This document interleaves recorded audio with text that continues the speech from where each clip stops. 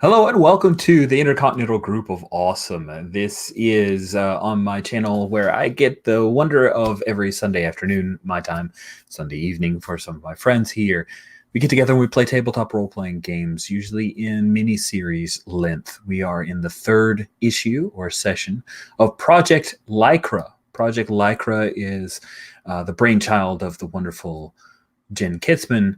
It is kind of the idea of the kickoff point was Masks: A New Generation, a Powered by the Apocalypse game. What if you could play adults using the same kind of emotional play adult superheroes? And that is Project Lycra, the working name for the game that she is developing. And part of that development is these place tests. And so we're very excited to continue this. For folks who have looked on my channel, we have Halcyon City Herald Collection series of Masks games that has effectively become the prequel to this series. 3 of the characters in this game are returning characters from that time period. And then Tyler, who's joined our group, has made a new character. And we are continuing that story of the Halcyon City Guardians, which are the player characters. With all of that in the way, I will just out of the way, something with words having been said. Just a reminder that we do like to use safety tools. We use the X card. And of course, at any point, people can not just X, but they can say, hey, can we fade to black on X or Y? I feel pretty comfortable with this group, but I always like to have the X card there in the back pocket in case we need to do that. Sometimes we will stumble into something that is problematic or causes discomfort for any of the players, and your fun trumps anything in a story that we're trying to tell, in my opinion. So with that out of the way, let's have everybody introduce characters. Alex, welcome, and tell us about your character. Hi. I am Unisha Opal, aka Armature. I have my own private lab with some patents and such, so I'm quite well off now. And I have prosthetic limbs, which are a series of kind of Dr. Octopus-like tentacles that wrap around me and form whatever limbs I need. And I have an AI that is also a mass of tentacles. And maybe my lab at the same time. And yeah. And I'm currently doubting myself because of I don't like magic. And there's always magic stuff going on. There's a lot of magic stuff going on. Yeah. I think you're going to have to come to some kind of understanding about that one. Jan, please introduce yourself. Tell us about your character. I will be playing again Marcus Meyer, aka Atlas. He is the changed playbook. He had a degenerative muscle disease and got experimented on, and now he's basically juggernaut-sized. Has massive size and strength, superhuman durability. Has a tiny girlfriend. Let's see. My XP trigger is when you suffer prejudice from your teammates, from prejudices that your teammates do not gain XP. And yeah, he's just good at being strong and breaking through things. That's the best stuff. Thank you very much, Jen. If you could introduce yourself and your character. You are on mute. All right. Well, my computer still can't tell my thoughts and read contexts, but I guess soon enough. I am Jen Kitzman. I am playing Seraph, aka Ashley Banner. She's rocking a bit of a dual identity as a gigging session musician, as well as Seraph, a angelic superheroine with the powers of great strength, speed, and durability, as well as flight, and some cool super senses. She has a sixth sense and a magic sense. Magic? Man, have you told Armature about this magic sense you have? Oh, she knows. You have to sense a thing that actually exists, I would assume. Interesting. Last but not least, Tyler, introduce yourself and your character, please. Hi there, I'm Tyler, and I'm playing Reverend Horace Hazard, the Demon Deacon, a man in his late 40s, early 50s, who pretty stout, looks like a normal guy, was a former evangelist out in West Texas, who was a horrible hypocrite. He would smoke and drink and do terrible things and then come and preach. And one of the terrible things is he began dabbling in demonology to kind of get his way.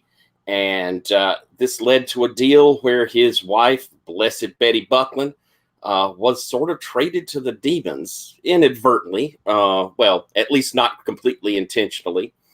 And since then, he's been paying the price. His powers are he has mastery of demons and illusions. All, of course, are tools of the devil. And he has kind of been an intermediary in the great spiritual war of above and below. The Lord has not forgiven him, but certainly makes him his tool on occasion. And I suppose that's Ori. That is indeed. So this is the third issue. The second issue was a flashback. So we're picking right back up in this third issue with the last events from the very first issue. So let me tell you what that is. The group had decided to accept an invitation to go to Crusader Tower. Crusader Tower is from the Transcendent Crusaders. They're effectively the glitzy, media-loving, mega-corporate, backed and possibly backed by Spider and the Criminal Underground super team who are considered heroes of the Halcyon City. Transcendent Crusaders have Crusader Tower, which is right smack dab in the middle of Halcyon City, and they are announcing the roster for the new Young Crusaders, a group of Hope Prep students, the best of the best, the cream of the crop, who are allowed to work under the tutelage of these experienced heroes and fight crime in their own way. It is a huge, glitzy event, and all of you had decided to go. You traveled in by two different methods. Seraph was flying, and Atlas was also with Seraph traveling. I believe he was jumping along rooftops. Wasn't he being carried? He was being carried. Oh, that's right. We were doing the carry. Like for me, I was like mentally trying to remember. Did she carry it? Yes. Okay. So he was being carried. The armpit of pain methodology, and Reverend Hazard was taking his ugly old town. I'm sorry, his beautiful, well-loved, gently used town car, and Armature was riding along with him when as we begin with the first couple of panels here during our flashback, we see through Armature's feed that her assistant Diffuse is showing. It was a slightly mechanized bull, and by slightly I mean it looked like a golden rhino, but that sucker had some segmented body parts and was some kind of magically mechanical device that knocked the town car into a street lamp and then tried to mash it into little goo parts like a bad Hot Wheel, and then stabbed its giant rhino horn through the front of the car and hit Reverend Hazard pretty badly. And then Reverend Hazard pulled a deal with Dalmuth, oh shoot, I had his name and I just Dalmuth, the pawnbroker of hell. We have to remember that whole title. I must memorize that. Dalmuth offered him a deal, asking if Reverend Hazard would set up a meet between Seraph and a certain someone. He agreed to it, and then he came back after a flashback, which was our entire second issue. We ended the session, that particular issue, which is where we're picking up, with Seraph arriving, flying princess carrying style to make sure all his bits stayed in. Reverend Hazard at Halcyon General Hospital. While Also, yes. Didn't Reverend Hazard actually admit to the stuff with as well? So yes, that's right. He had told Seraph that thing, and then he passed out at the very. That was the teaser at the end. He said, "I've got you. You got to meet somebody," and I made a deal, and then he passed back out. So Seraph has that on her conscience as she's trying to save this person who kind of, sort of, like, I don't know, would you consider that selling somebody else instead of a meeting? I mean, it's just a meeting, right? Meanwhile, Armature and Atlas were heading on to Crusader Tower, and that was the end of our last issue. So let's pick up at Halcyon General. This is a superhero town. People who show up with super powered abilities have to have help somewhere. So I'm going to say that they are set up to treat normal people. Now, Reverend Hazard, while although he was flown in, right? They come in. They several nurses are coming in because you're in an ER entrance, and they're looking through. And I think what we hear is one of them saying, Seraph, what's his powers? We don't have a file on Reverend Hazard.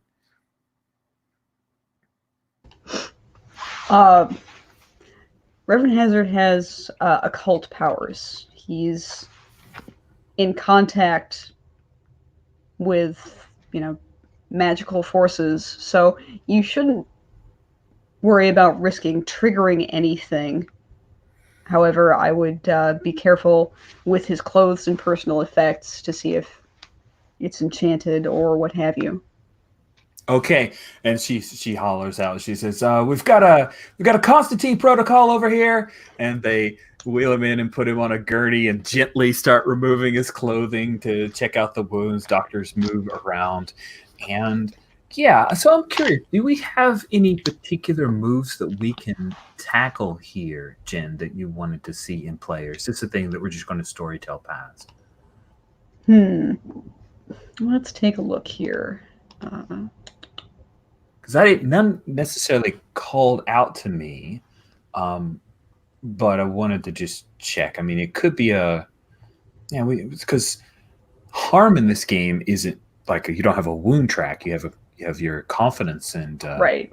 There's your trust. So right, harm is even more abstract than it is, say, in Masks. So, which is great. This is modeling comic books, right? And in comic books, person's like shown on the cover, bloody and broken, but then they get back up. So I think, yeah, I like the Alex's suggestion, the possibility of a comfort or support. That would be an interesting moment for Seraph if she so chose to engage in such a thing after hearing what Reverend Hazard had agreed to. No, I'm going to hang out and stay with Reverend Hazard throughout this process and wait with him by his hospital bed once they're, done sewing his bits back up.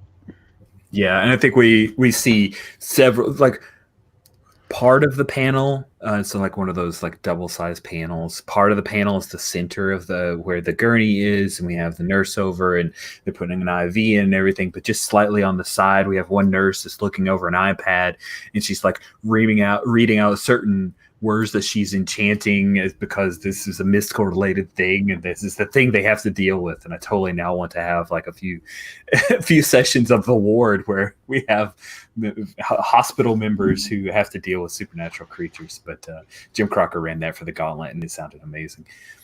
And Reverend Hazard, just like you can do things, I think that it's going to be a price tag that's pretty significant, but I think they're going to sew you up, right? And they're going to put some medicinal glue to hold your skin together and suture you a good bit. And we kind of cut to them gently moving you into a wheelchair because, protocol.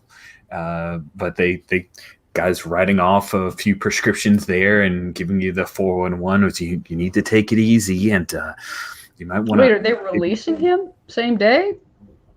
Sure, why not? It's comics. I mean, unless we want to have like protracted Tyler has stuck in a hospital room, I was thinking... Okay, that's not fun.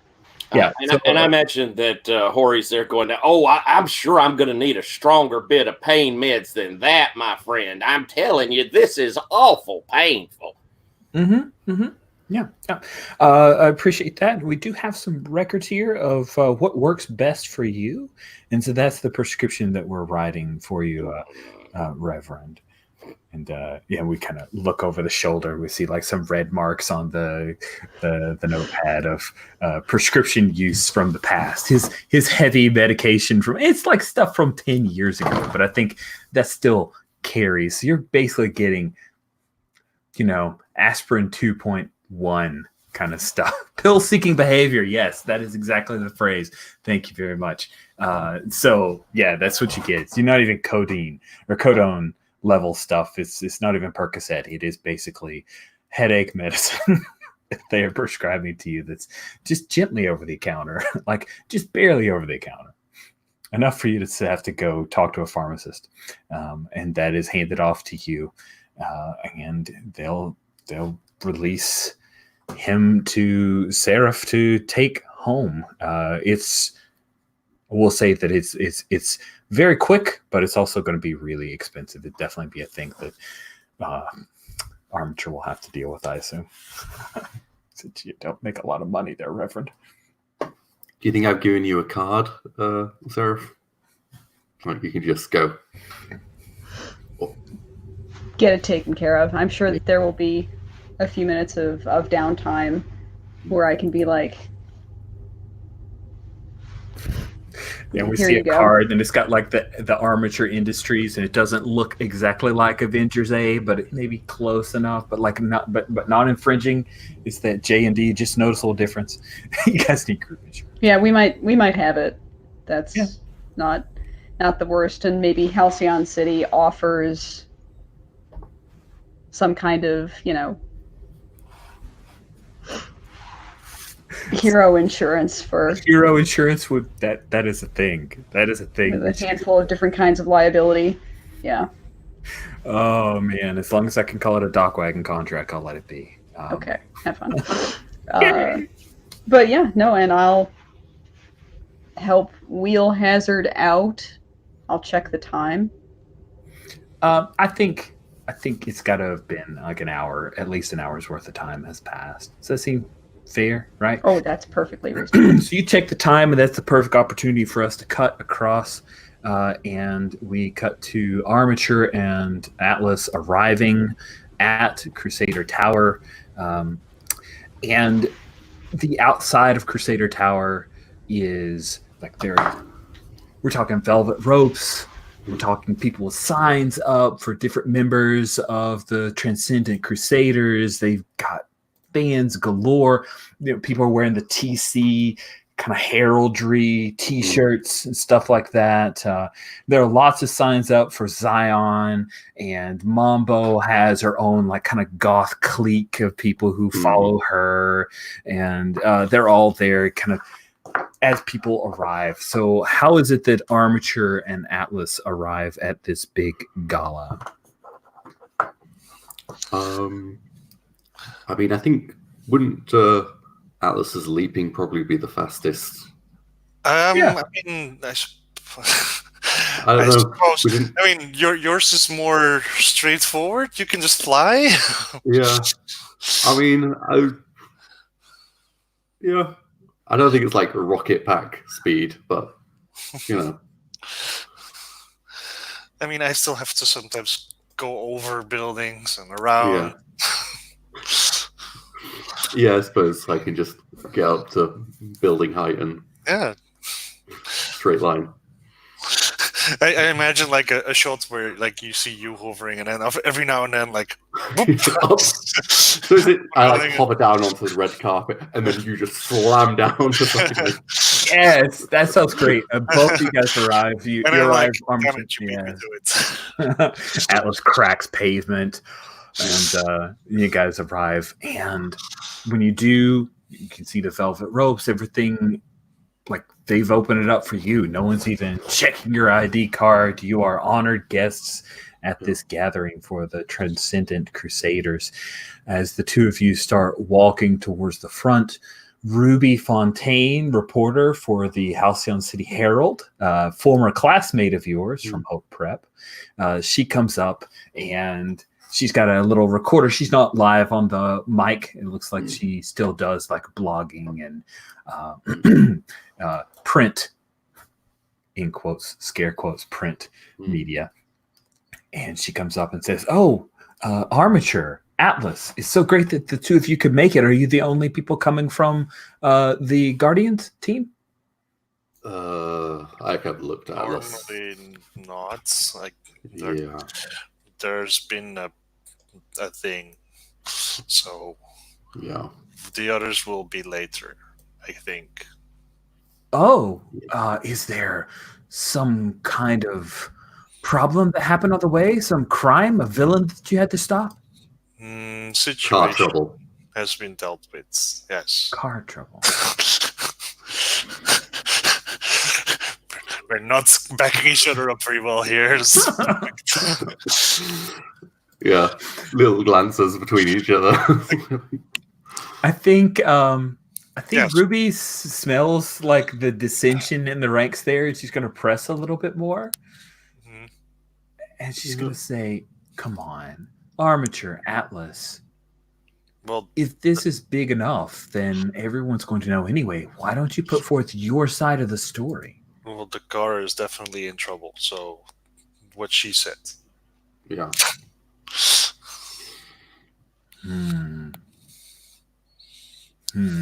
Okay. So, And it's also been dealt with. So, also what I said. I think you're trying to redirect her, effectively trying to trick her with some half truths and Yeah. double speak. So, who would like to actually try to trick her out of this?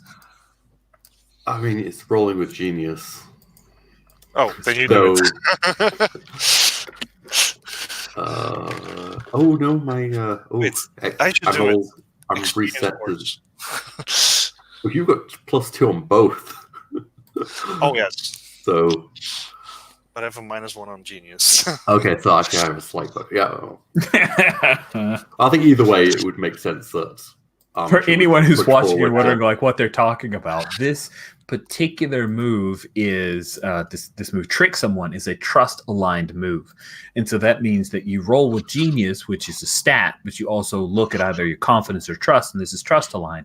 Atlas has a lot of trust. I am angling as a GM to see what happens when you push 9. someone's confidence and trust. Oh, we've got the die roll shutting me up. All right, sounds good. Yeah. You got a 9, so you get a choice. Oh, can I?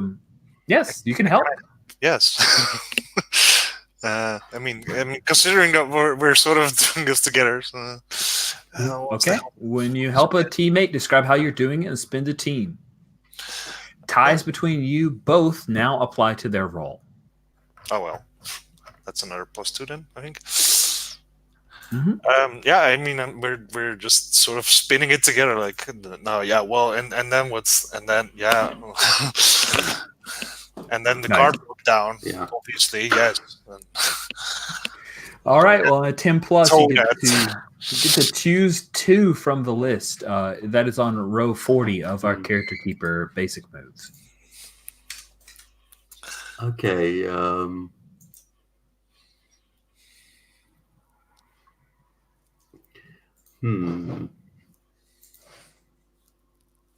I think they won't follow up, and you don't need to improvise some concrete assurance. She knows. Yeah, I think it's one of the things she says. Well, of course, they're playing it a little cheeky, but rest assured, the Halcyon City Guardians are on patrol and making sure that we stay safe. Armature Atlas, we trust that you have things well in hand. Enjoy your time at Crusader Tower. Yeah. Sorry, did I say that out loud? She scribbles down inaudible disgust. It's a note she makes for Armature's reaction to Crusader Tower. And Ruby will let you go, right? This is the thing. You've made the move. She's kind of bought into it, realizes it's not perfect, but whatever. When you get to the main hallway of... Can I say when I yes. pass, you said there was fans and stuff or signs. Oh yeah, I would lots of things. I've kind of a weary sign, activate signature protocol, and then just I don't have to look, but tentacles will write signatures on things. You see a bunch of kids holding up little books, and one girl has an armature plushie toy, so it has a bunch of wiggly tentacles and stuff, and then one of your tentacles signs this kid's forehead. Looking up. Okay, for that I would give I would look and give a little smile. And then I think there's one kid who's 8, and he comes up to you, Atlas, and he's just dwarfed by you, but he's wearing an Atlas suit. It's obviously Halloween costume Atlas knockoff, because I don't know if you guys necessarily have licensed your stuff. So this is adjacent to, but very Atlas-like, and he comes up and I think he's gonna try to grab your hand, but his whole hand goes around one of your fingers. I think I'll actually crouch down a bit, so that's because otherwise it's still going to be so. Just crouch down next to him. Okay. And he can't. No words happen. Just he's stuck trying to say Atlas, and you see a guy who kind of looks similar to him, they have the same eyes and nose. He comes up and he puts his hand on the kid's back, and he goes, "It's okay, you can talk to him." Mm-hmm. Just, I'm your biggest fan. Biggest sort of goes well, I mean.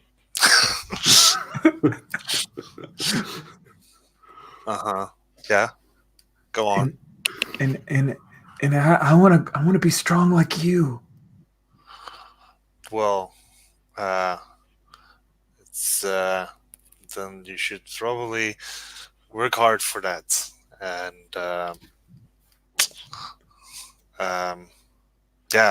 go to the gym and work hard.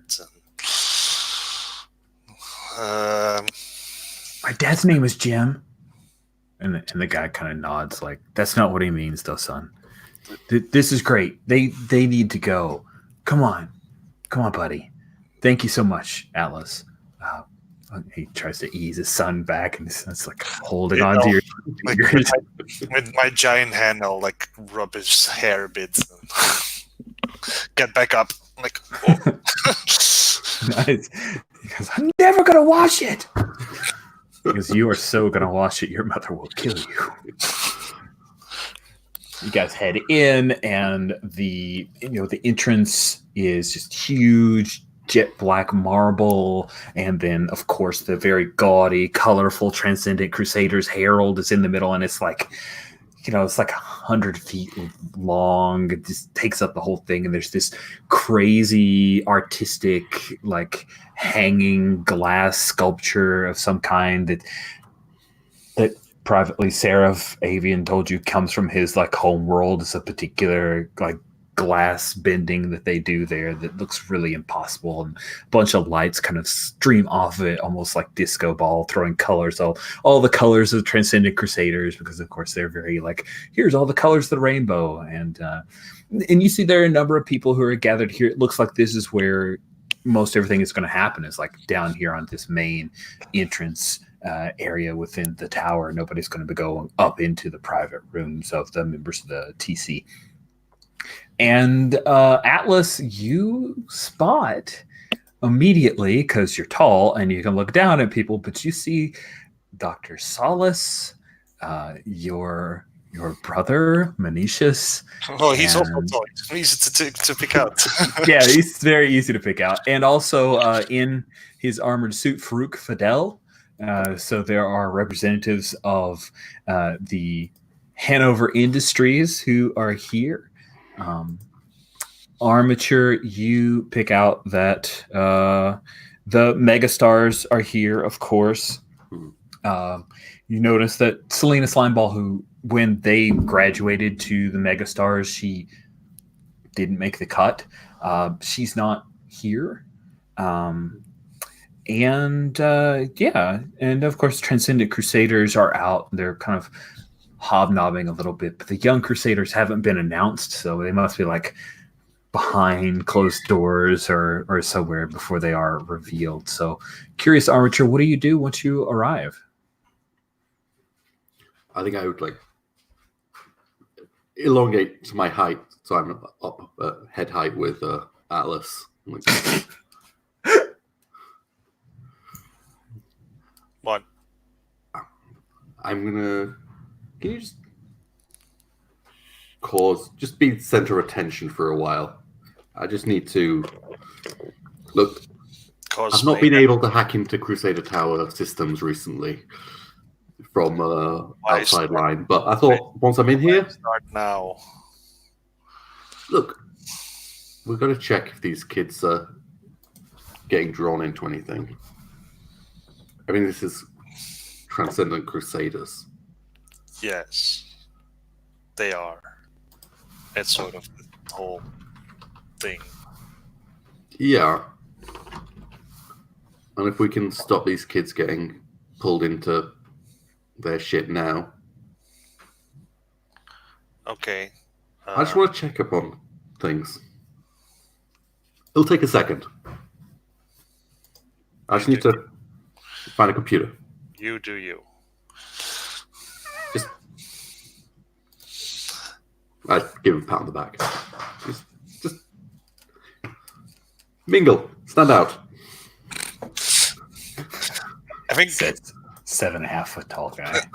I think Atlas is going to walk over to Manicius, and I think it's going to be the same handshake that you got in like Predator.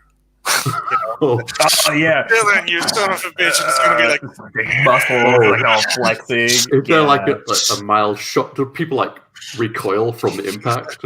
Yeah. The artist draws in a little bit of motion waves and stuff, and the two of you do that, and he goes, "Nice beard, bro." I see you still can't grow one.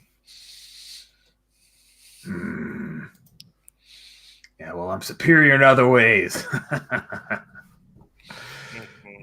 And then he does the thing where he like ends it by like pulling you in and like does that like half hug, back slap, guy hug thing, where there's no like affection, but it's guy affection.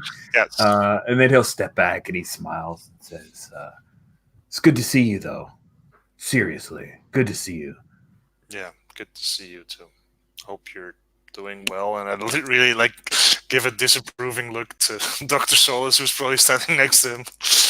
Yes, of course, Dr. Solis shows up, and we see kind of behind the two of them is Farouk, but Farouk is watching Armature move around. He's clocked her and is just paying attention to what his former, friend or ally or something. Were they friends? I don't know, but he's clocking her, and Dr. Solis says, "Marcus, nice. Good to see you. It's been a while since you've come to an appointment. Parents are worried about you." I'm fine, thank you. Glad. We could conduct a very quick examination. Oh. We've discussed this.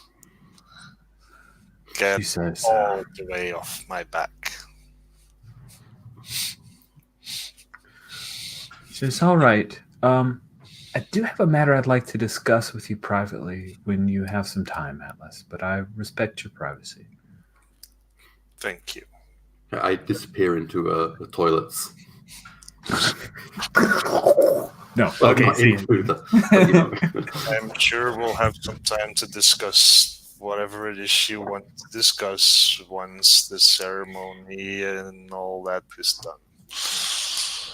Nice. So we cut to Armature sneaking into the loo.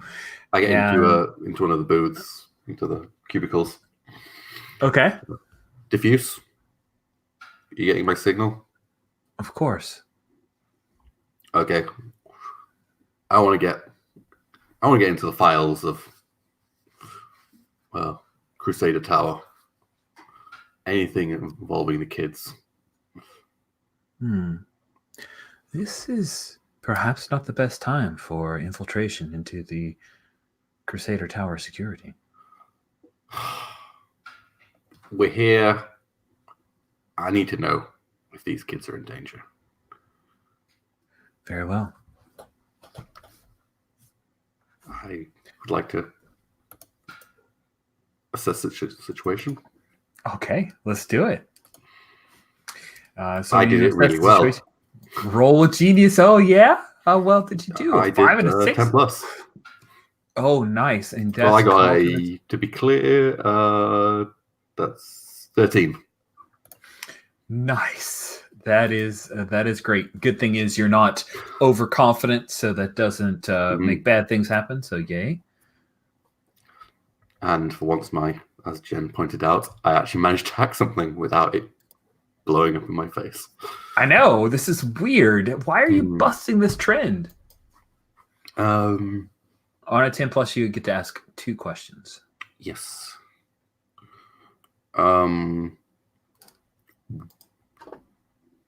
What here is the biggest threat? And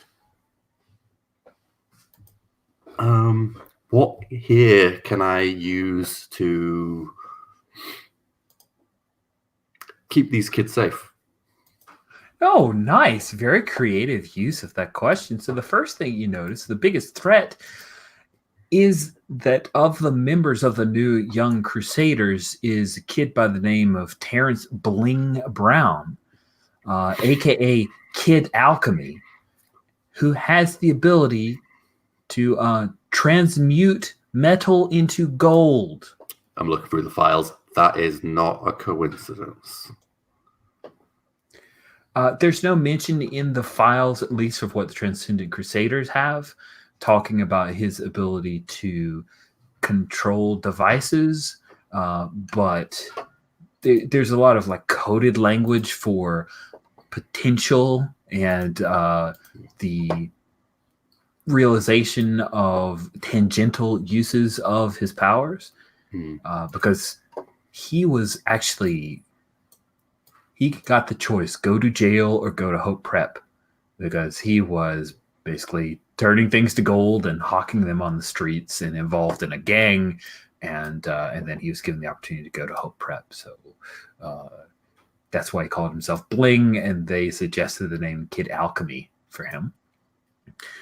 And then how best to keep these kids safe? Well, that's a really interesting question. So you're able to see in a lot of their psych evals, you recognize some letters from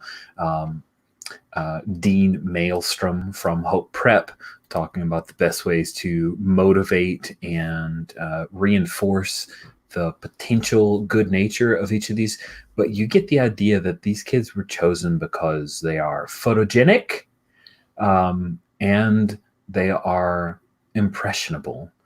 So the best way for you to keep them on the sides of the angels is to continue to establish a type of relationships where you can nurture and reinforce the better parts of their nature. Does that seem fair? Make sense? Yep. Cool. So you're doing all that research, and then you hear from above you, what are you doing?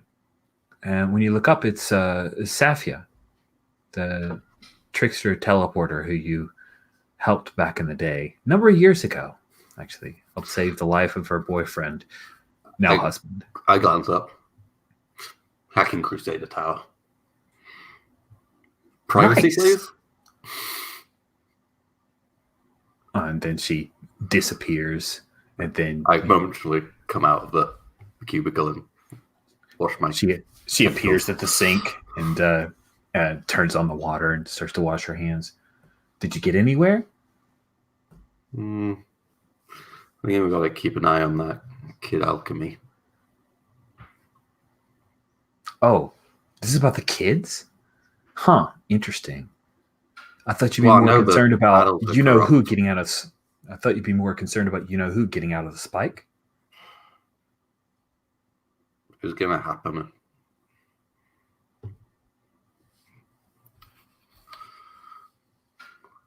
She crosses her arms and turns and says, he's not out. He's not completely out. Like, he gets out later today. If you just had a contact or something, you could just take care of that,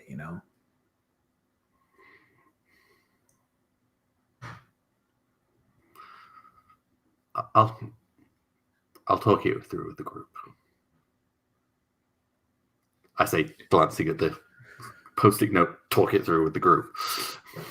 I have.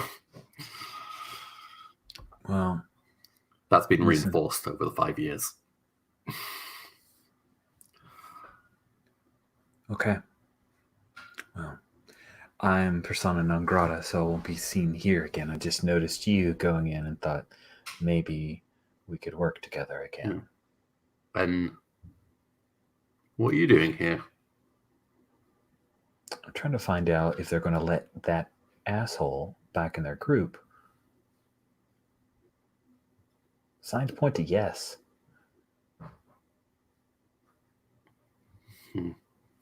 They've already got reams of best behavior data, working on a little package of interviews with people and all the good stuff that Coppertop did.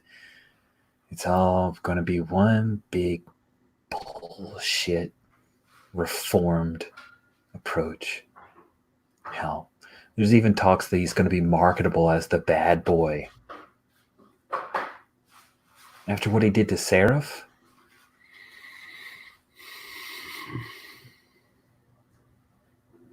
I mean, the rest of your team, I don't know, the Reverend, the rest of your team, they do things a certain way, but you, Armature, I thought you and I, we took care of stuff. We did what needed to be done, Look,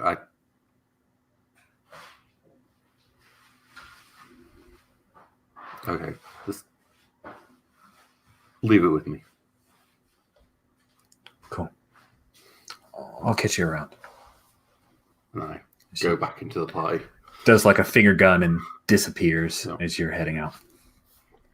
Cool. Wait, so, when you come out, sorry.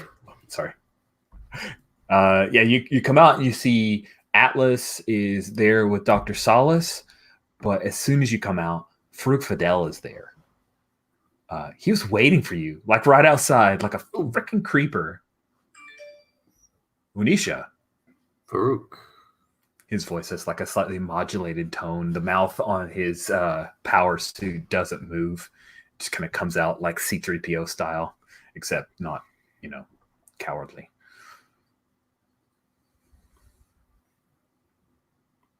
Recent upgrade? Electro tentacles. Yes, latest upgrade. And he lists out like 4 or 5 attributes of the suit. They're obviously not the best parts. You're scanning and you see a bunch of other upgrades he's made, maybe even some new designs on how he's kind of form fitted over the segmented pieces of the armor to allow for flexibility while still remaining durable and airtight.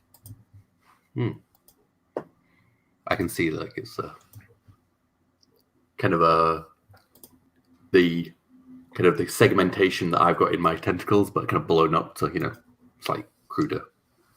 Yeah. Yes, it is. Your work is a little better than his, but his is pretty good. Huh. That was like the Gen 1 prosthetic? Gen 3.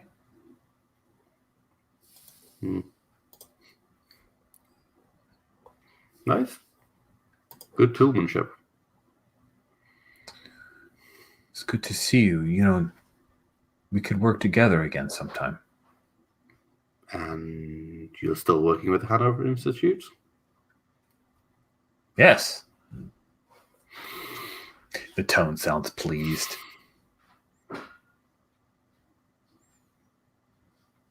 She pays well. Yes. She does not fetter my research. Yep. I'm not commenting on it, but I'm not hiding my disapproval. I'll let you go. Good to see you, Anisha. I still consider you a friend. Look, I mean, just think about who you're working with. You know the I stuff do. that she's. And he leans down a little bit, says, I have signed an NDA. Stands back up again and starts to walk off. Atlas, you've talked to Dr. Salas. She kind of broke off. I think maybe Manish is like, let's get a drink. And he goes over and like they have a couple of like really large cups at the punch bowl. He like picks the punch bowl up and pours it in, and a bunch of it splashes on either side. And he hands you a mug. Yeah, like subtlety. There's a spoon, you know. Spoons are for little ones. Spoon's too small. I would be here the whole time. I would never get enough to drink. Here. He hands you the mug and he pours one for himself. I think like Marcus still is going, like he's grabbing like a stack of napkins and just dabbing away the spill that Manisha's made. That's cute. Poor. Good. Yeah. So, Armature, you see that Atlas and Manicius are standing by one of the little serving lines with food, and they've got a bunch of people who are there to serve folks. You know, a nice little livery of Transcendent Crusaders staff that are serving, you know, cute little pieces of chicken and rare hors d'oeuvres and hoity-toity foods and whatnot. And then you hear over the loudspeakers is honored guests of the Transcendent Crusaders, please be advised that the Young Crusaders event will begin in 5 minutes. And people are getting a little excited, and you can see that the crowds that are all outside, there are a number of people who are still trying to look through, but you can only see their shadows and silhouettes because of the way that the glass is formed. We cut to Seraph and Reverend Hazard. As you gotten Reverend Hazard out, pushed him out on the wheelchair, and you guys are back out into open air. It's a little chill on the air there. It's autumn. What do you want to do? I imagine that as we were wheeling down the hall, I'm sort of hemming and hawing, and I've reached down to my shoe, and there's like a little, where I move aside, there's a little pouch in the side of my loafers there that I pull out a little baggie with a couple of pills in it, and I pop those and swig it back with my flask and light up a cigar before we've quite left the hospital. And say, Seraph, I think I may have mentioned that I might have done you a bit of a disservice. You said that you had agreed to set up a meeting with someone of no known identity, but certainly known to and favored of a demon. So it's sorry. Don't worry about it. I don't know exactly why they want you to set up the meeting when they could just get in touch with me in their own way. I think they sort of hope that I can arrange it where it's just you alone. I can look further into who it might be. And I don't feel good about you being there alone. I don't know if you feel like you could trust me, but I don't want to see you there where you could be ganged up on. Will you be there with me?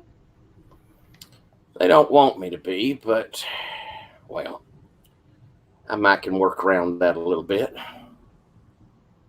If you can manage that, I think that would be good. think we could both feel more confident about it. But you need to take care of yourself. Well, you know, people get gored by rhinos every once in a while. They don't usually go straight back to smoking cigars. Weaklings.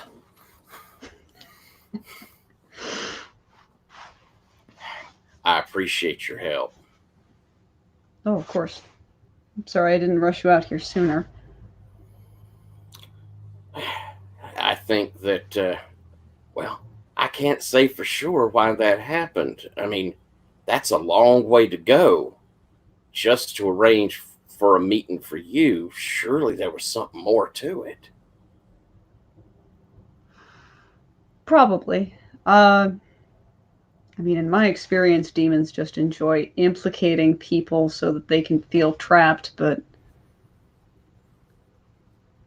Armature get anything off of what was happening there? No. That little monitoring creature exploded and then became a little ball of lead before anything of use could happen, but... That must have pissed her off. She didn't enjoy it. However, we don't need to read tea leaves or hack a tiny drone robot to guess what happened. That rhino was gold. That does lean towards somebody we've heard of, don't it? It does. Or it could be something created to implicate the young man. Who knows? That's true, too. I hate not knowing. Same. Do you want to go to this event? We're going to be there after the main shindig and all of the flashy cameras. Or would you like me to take you home? The more we know, the better off we're going to be. And I'll be fine. You know, just a scratch. Just an hour ago, you told me you were dying, but... An hour ago, I might have been. Times change. All right, then. Let's, and I, pull my cell phone out from someplace. You're still kind of not sure how I do it. Well, let's call a lift and give somebody a story. Alrighty. And I'm going to, I don't know if this will be a triggering a move or just something I could do off the cuff, but I'm going to kind of wave my hand across myself and my bloody clothes will turn back to looking like my more rumpled and messed up clothes. Yeah, that's a thing. I don't even, that's just a thing you can do. Something you should get for free. Yeah, so I'll arrange for a Rider XL. Do you think the intimacy move got triggered here with our conversation? That's a great question because I thought maybe you guys could angle towards comfort support, but I really think the intimacy move is something you guys have stroked upon. Let's do it. Okay. Sure. Am I initiating? Is that how it goes? Is it back and forth or? Well, did you show your true feelings or a tough front here? I think I was doing the tough front. Okay. Well, cool. Go ahead. All right. So, Seraph, what do you fear? What fear are you trying to hide right now?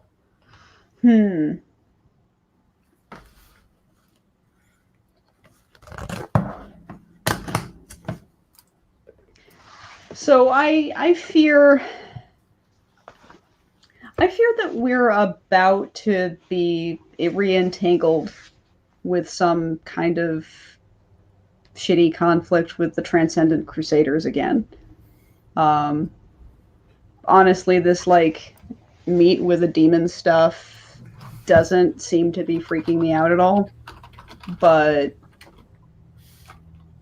the thought of having to tangle with the Crusaders definitely makes me a little So antsy. getting messed up with them is the real preeminent fear you've got going on. Yeah, and especially they have this new team of kids and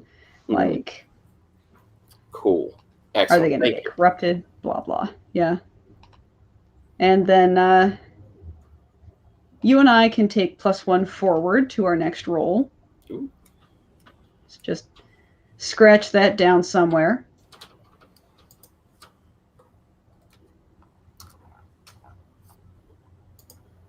Cool. Do you feel like Seraph was being intimate back to Hazard? Or Jen, do you feel like that's a thing where one person does intimacy, like it should be a one-sided thing to make that particular move special?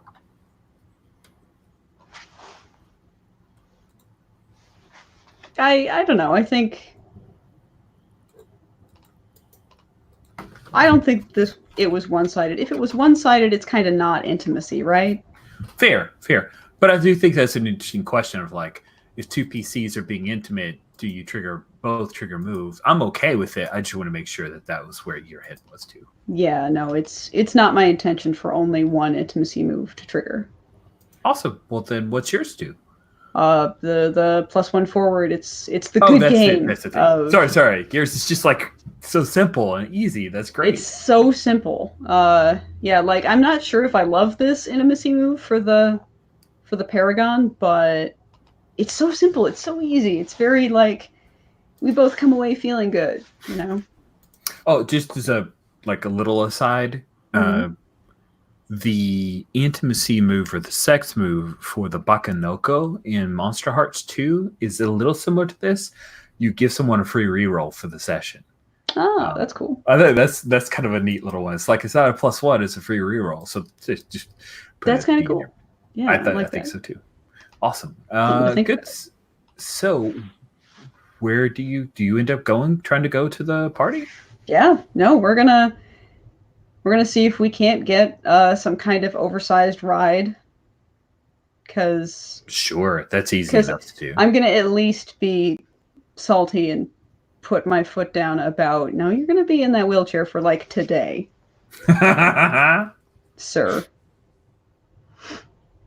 Fine. Well, we can transfer him to a car seat and then back to the wheelchair, but if you insist. Yep. Something where I can just sort of lean forward and have my wings kind of plastering the ceiling of the vehicle. Nice. Have some kind of extremely awkward conversation with the driver.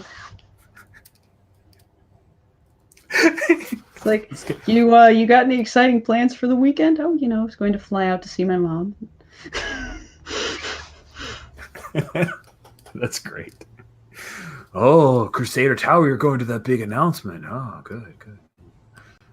You guys arrive. You see the crowd has not abated, even though they're into this announcement. Like things have advanced. The time has come where they've already begun the official kickoff of the event, the introduction of the Young Crusaders. And I'm curious, how do you handle this, Seraph? Like, this is a crowd that's going to react to you because you're a heroine, unless you are going to try to hide it. Oh, for pity's sake. No, I get out of the ride. I give my wings a stretch, if only on reflex, but it's also kind of a visual signal of, oh, hey, look. Yeah, that's one of those, like the wings stretch out. We have a cool moment of the wings stretching out as you're standing in front of the vehicle right at the end of the red carpet, and the crowd just goes crazy. Like, it picks up like, oh, my, it's Seraph. Wait, I thought Avi was a boy. No, it's Seraph. And go on for a little bit. Yeah, and I'll, get the wheelchair out and help Reverend Hazard transfer over back into it. And it's like, I think that's her lawyer. And a few people are like, they don't know Reverend Hazard yet. I don't know if you guys have really done the PR on Reverend Hazard. Maybe people just aren't up on the Guardians roster. Like, we put up a press release. I assume that we have like a website because basically I feel like Ruby and maybe a handful of other people, like maybe Lydia, my mom, has Ruby's for sure. Yeah, but like people have been getting on our case about getting a website up and running for years, and we're like, fine, okay. We aren't going to do much with it. kind of imagining like we cut to the Halcyon City Guardians, and it's like some kind of ASCII font thing. It's like straight from a GeoCities account from back in the day. Like it's not that bad, but I mean, wouldn't I have just like gone diffuse, create a website? So it's just right. super alien to human emotion design. It's like a Oh man, Squaresoft it's template. like Internet Brutalist. Usability is done. Yes, Internet Brutalist. Yes. Oh, Like- I Which- love that. We In need my photos. mind, it's actually a fantastic website, but that's because I'm one of those assholes. Yeah, I get you. Yeah, I totally have that picture. Yes, I can see that. That's good. It's like extremely plain. People think it's fake, but it's actually our real website. But yeah, no, and I'll wheel Reverend Hazard along and greet people and say hello like this was just a thing that we do every day. Nice. Huh. Yep, I'll greet people. If anyone's like, "Who's that?" I'll be like, "It's Reverend Hazard." Yeah, I am aggressively normal looking comparatively, so I mean it's easy for people to have not noticed me on the website. I think probably like Atlas probably suggested a few times like you should get a suit. This is a suit. I have a suit right here. It's all frumpled and everything. I'm Awesome. wearing one. I think Jen's tapped into the Reverend Hazard style. That's awesome. So we had a request for a bio break. So as you guys come into the main area, we'll take a bio break. We'll pick up with that. So we've hit the fold and reached the staples, and we are at 9 after. Let's go ahead and take a 10-minute break, and we'll see you at 19 after. All right, see you then.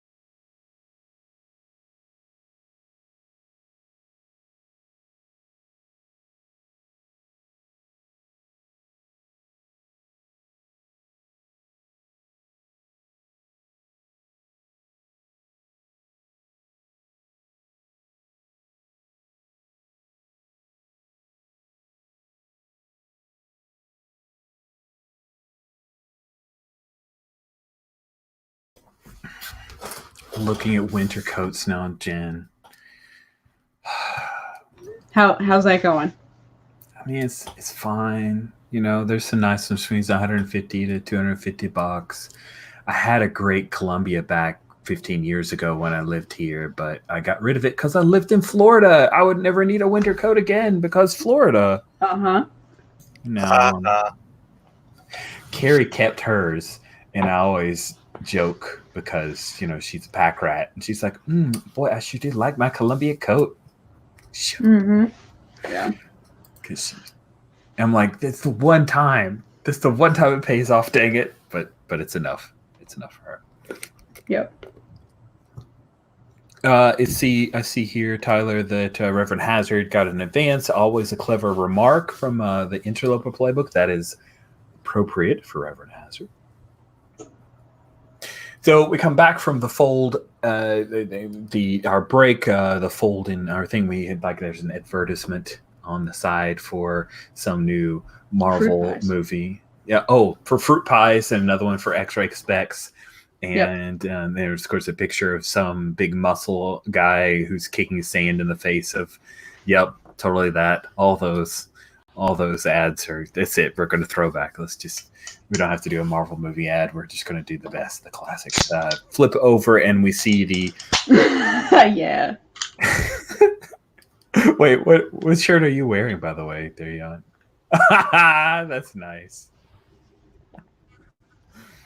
We see the Crusader Tower is lit up. There's this huge, wraparound kind of almost not 3D, but like a wraparound screen that's showing glossy, media-friendly pictures and anime and motion pictures. Like they have filmed the young Crusaders in costume, and it shows them out of like little glimpses of costume. You know, there's the person that comes on to you guys are, as Reverend Hazard's wheeled in, the costumer's talking about, we wanted to use the inspiration of the original Young Crusaders. We've made very fine details to enhance and increase, and also the new fabric. And they talk about the Hanover Industries research for new Kevlar fabric, and then Dr. Solace gets a spotlight on her, and they evidently Hanover Institutes is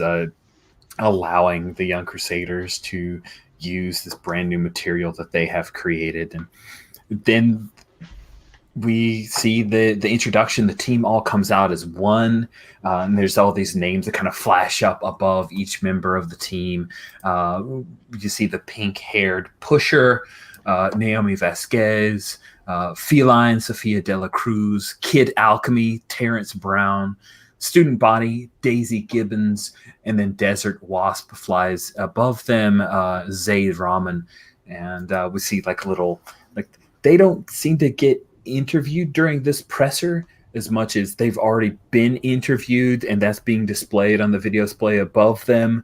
The Transcendent Crusaders come in after all the kids are introduced, kind of behind them up on this raised platform where everybody is. And of course you see that Avian and Zion both fly in, while the newest member of the team, Nano and Mambo, kind of appear. Like Mambo appears in this puff of smoke, and Nano forms himself up. It's almost like a 3D printer forms him up in some weird way.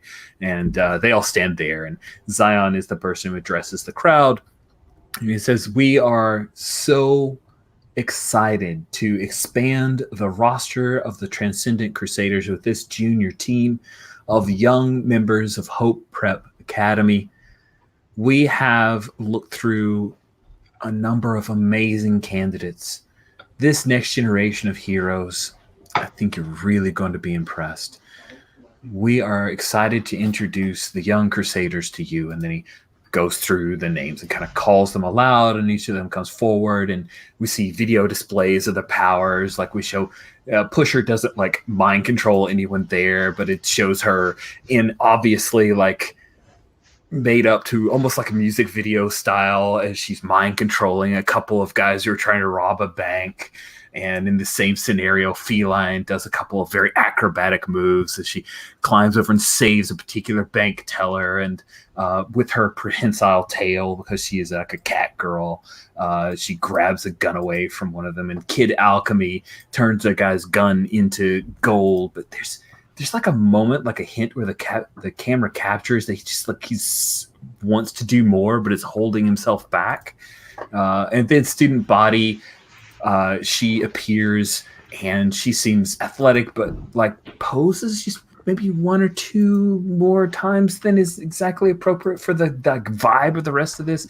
And then Desert Wasp comes in, flying over the others and hits a couple of the guys with sandblasts, and they get knocked back. And then it shows all of them kind of walking out of the bank, and there are other people who are looking on them adoringly, very attractive, photogenic, young bank tellers and the like. And that's like the whole pass is very glitzy. And then Zion says, and we have a few members of the Halcyon City Herald and other members of the press, and he lists out a couple of national media members who have asked for private interviews with the team. So we'll go ahead and facilitate that. But the rest of the Transcendent Crusaders, we will be making our way through the crowd.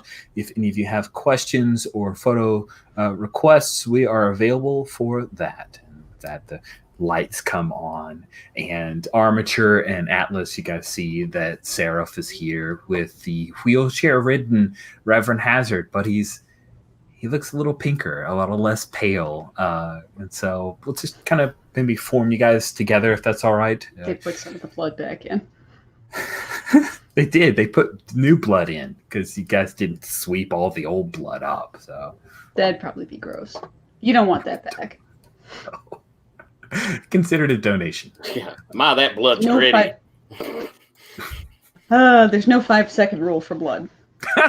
Yeah, 0-second rule. This is the rule. Good. Yeah, so you guys form up together, and the lights are on. A bunch of people are kind of moving around. The Hanover Institute folks look like maybe they'll be leaving soon. They just kind of came in for their appearance. You clock them, of course, Sarah, if you would recognize Manicius. Yep. And Avian, I think, maybe gives you a nod. You flyers got to stick together thing. He's still friendly towards you. Mm-hmm. But what do you want to do, Sarah, once you see Armature and Atlas? Well, we'll form back up, and I'll ask immediately, like, how have things been here? It seems like the whole event's been going off well, normally. Yeah. Well, What? no supervillain attack, No. so then better than most of these events. How's the catering? Mine's just good. They have a bar. Like,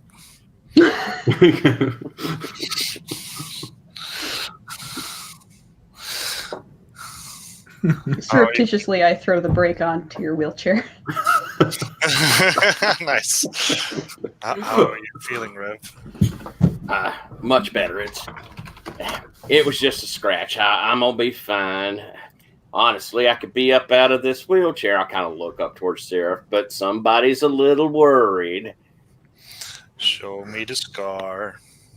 Well, they got it all bandaged up right now. I'll kind of have pulled, aside my shirt. But I think Atlas is like demonstrably just going to poke it, just to go like, it's not fine, is it? Like, just. oh. Fine. That's nice. Son, let's not do that quite yet now, please. Mm-hmm. Okay. Glancing at Alice.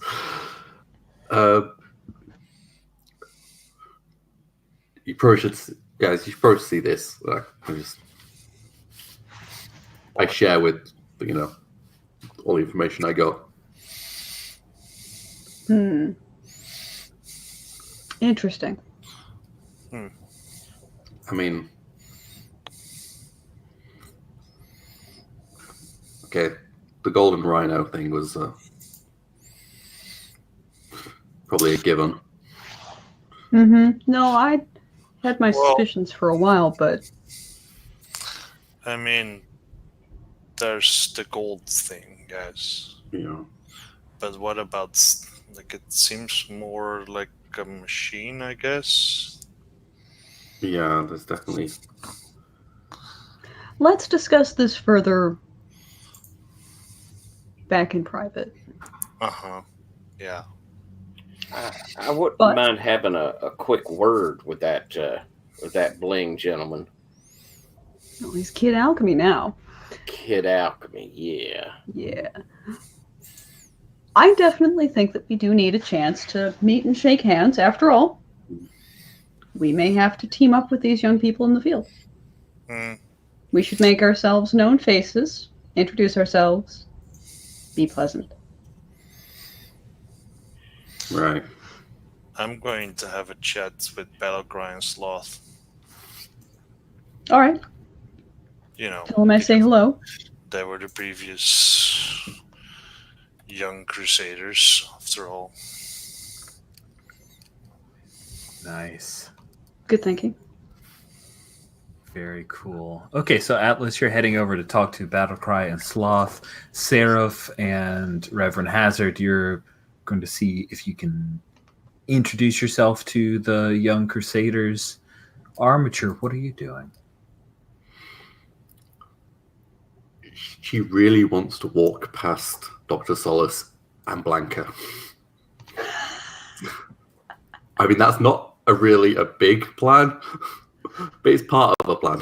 Important. It's not a plan, but it has to be. Has to happen. And blank her? Walk past her and purposefully ignore her. As if she I see. doesn't exist. Okay. Nice. You want to snub Not her? annihilate her into nothingness. Yeah, just checking in. Yeah, I think that's good. I think you may be like tricking her into thinking that she doesn't matter to you. Is that what you're after? Right? Snubbing her that way? Maybe. Or is it persuading someone that no, I'm not trying to get her to do something. Yeah, no, you're or not. maybe feel something. That's why I was thinking trick, because you could choose that they buy into the trick. Which means that she would feel snubbed. Yeah. Yeah, I'll just do. Would you like a roll? Let's do it. Okay. Left to her own devices, editor's note, Armature decides to snub Dr. Solace. Dr. Solace is like a little champagne flute, and she kind of half notices. I mean, the dice did the little spinny thing, so I know it actually activated, but I got exact same numbers. If it spins, then it's going to count. I trust you. Yeah. It's not like we're all seeing different results. I would like to add to my blanking where I would do and like in her line of sight, like, oh, I've seen you, and then walk by her to talk to somebody else. Oh man, with that 11, I think you pull it off because that's just great. So with a 10 plus, you can choose 2.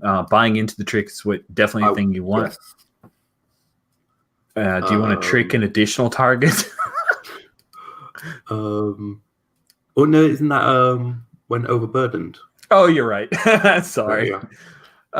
So you get to 2. So yeah, I think I'm gonna actually put a. I'll there. allow the following up thing. So basically, I don't need to improvise some concrete assurance, and they buy into the trick.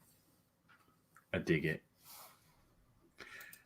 Cool. So yeah, you head over towards another person, and Dr. Solace comes up, and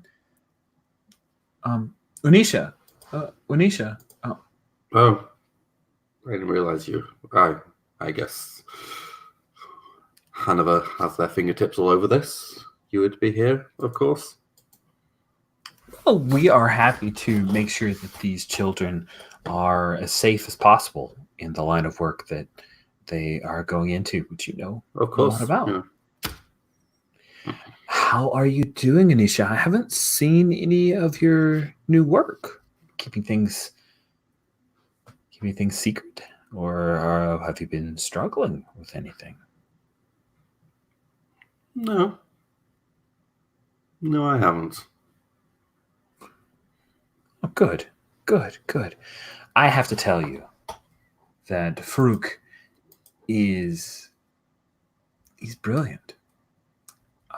You have an excellent eye for talent, and I am so glad that when I did a bit of research into your beginnings that I was able to befriend him and bring him to Hanover. I hope that he's happy working for our corporation because I'm very happy with his contributions.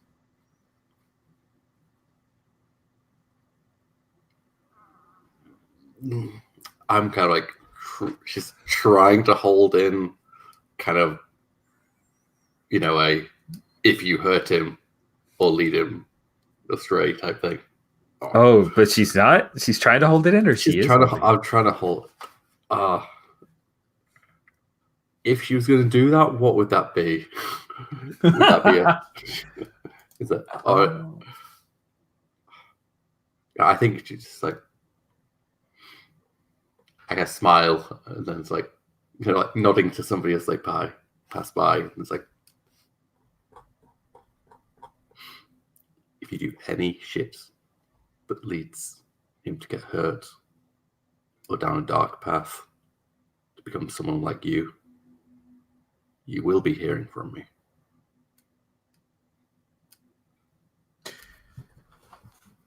You know he's trying to prove himself to you, right?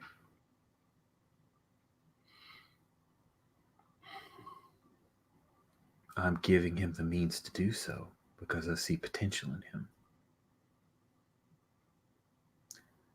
When you came to America, you left him behind. You forgot about him. But now you care?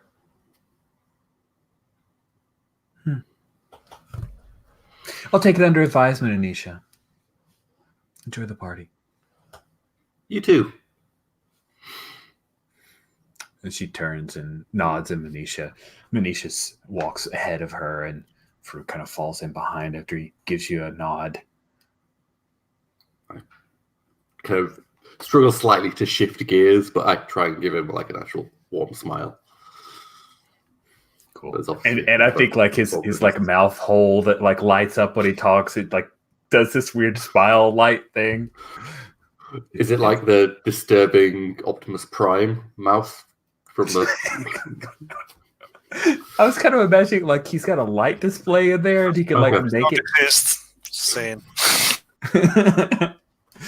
So we cut to Atlas as you approach Battlecry and Sloth. Battlecry looks up at you, and Sloth, he's not quite as tall as you, so he refuses to look up, even though he's basically looking at your mouth and maybe like part of your neck. And, I think that's going to be definitely like a shoulder punch. Like, how you doing?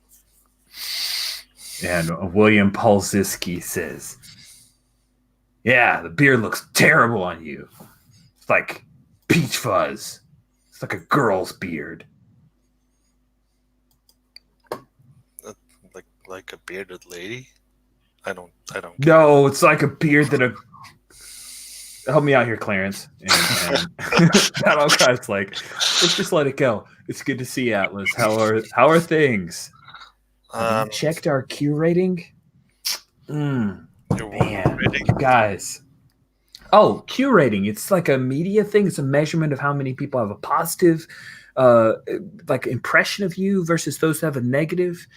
And the higher your score, it's not exactly popularity. It's more like warm feelings. We've got some guys, marketing guys. We can send over some documentation. What I'm saying, though, Atlas, is you guys really need to work on your PR. I think we're good. We're renewed for 3 seasons, man. And it's not even scripted. I could just eat Cheetos, and these people will go crazy. Yeah. Plus, like, you better not eat Cheetos. You'll get fat.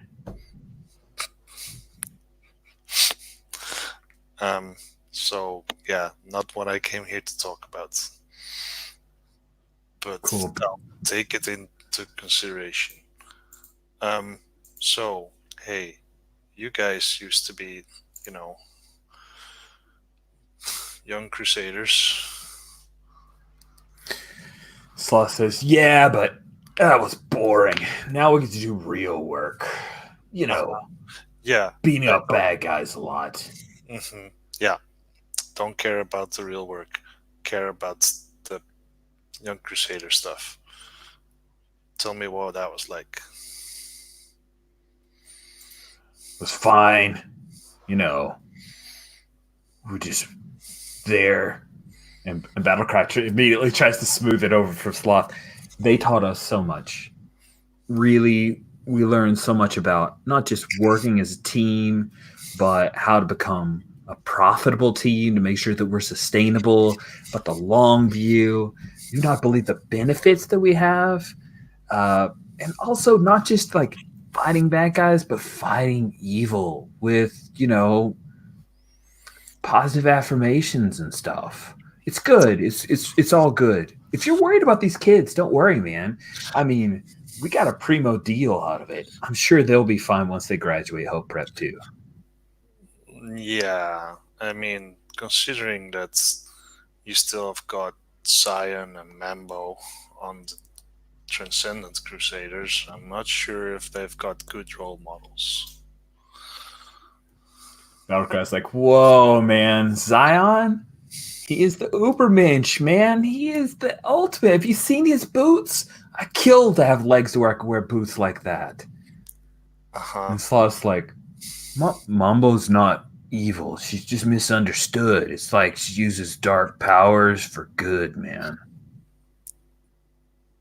And there's like okay, we've got one of those. Fine. That's awesome. He wanted to Alice really. Yeah. You can't just Battlecry says, listen, I mean, we've got our brick. And he reaches up and kind of pats Sloth's shoulder and Sloth nods like, yeah. He goes, but if you ever want to like do a Megastars guest star type thing, patrol the city with us, could kick a little per diem your way, would be good. Kind of cross marketing for you guys. Your merchandise sales are not good. I don't know if you've looked at the bottom line. They're not good, bro. I mean, that's not the primary. I mean, if you don't mind suckling off the teat of armature and just like she pays for everything, that's fine, man. If you got your sugar mama and you're set up, bro, he like pats your like stomach because that's about as high as he could reach. Yeah. If you're set up with your sugar mama and you're good to go, man, that's cool. That's cool with me. I mean, whatever. I mean, maybe that I mean, look, there's this team doesn't have a brick. What's up with that? Good question. It turns out, no offense, big guy, bricks don't test well. Yeah, just like there's too many bricks in the city, and so they're working on a different mix. At least that's what I heard. I mean, like there's you got Moonshish, whatever, big guy Sloth. There's only so many of those you can have before everybody's all looking at, collector's cards and screaming about who's got power level 70 versus 75. Going for looks over like substance then? I'm sure they'll get the job done. I mean, I'll be honest, and this is Battlecry. It's like I'm a little worried about Student Body's ability to like fight crime, but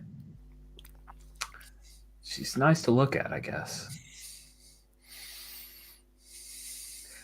Trust me, she's going to be like Davy Lee Rothing it any minute now. What can you tell me about this feline girl?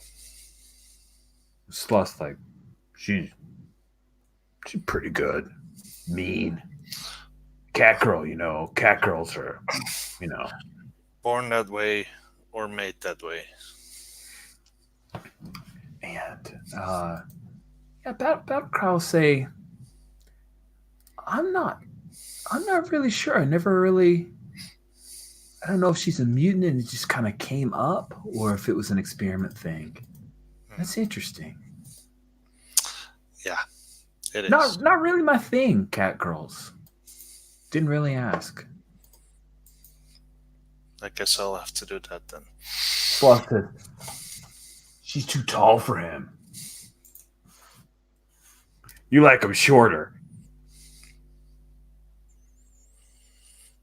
Right? Like, exasperated look. I'm like, you really are an idiot sometimes. Ha ha! What was I telling you, Battlecry? If they're over 5'4", he shows them the door. It was good, right? Battlecry's like, let's workshop that a little bit, buddy, and let's please not say that on the camera. So, is there anything you can tell me about the influence of the Transcendent Crusaders on the Young Crusaders? Cool. So, with all of that set up, circling back to definitely hit a question. I think you're trying to pierce the mask on these guys a little bit here. So that's trust aligned. You're pretty trustworthy right now, and you roll with humanity. So you're going to be rolling with a +2 on that. My humanity, yes. Okay, it's just +2 then. Yep.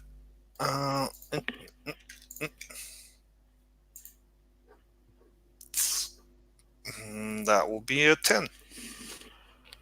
Okay, cool. And there's a question in chat that I certainly hope that I hit that XP trigger because I was leaning on it pretty hard. Yeah, the comments definitely were hurtful. Yay! Oh, bromances, they're so ugly. Okay, cool. So with that roll, you rolled an 8 + 2, 10. You get 2 questions, right? Let me double check. For Pierce the Mask, you get 3 questions on Pierce the Mask. I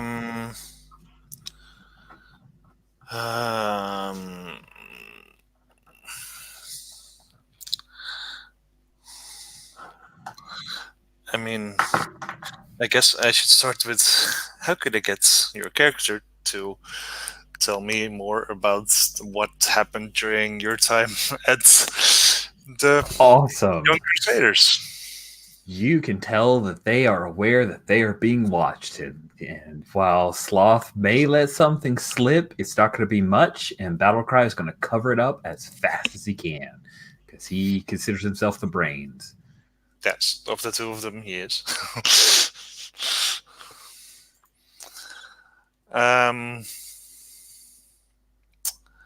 I mean, yeah, I guess I'll go for what are you really planning? I'm not sure if they're planning anything, but, if they are, then... It's pretty obvious that they are here to make an appearance, but they don't really seem to know a whole lot about the Young Crusaders or care to know a whole lot about the Young Crusaders.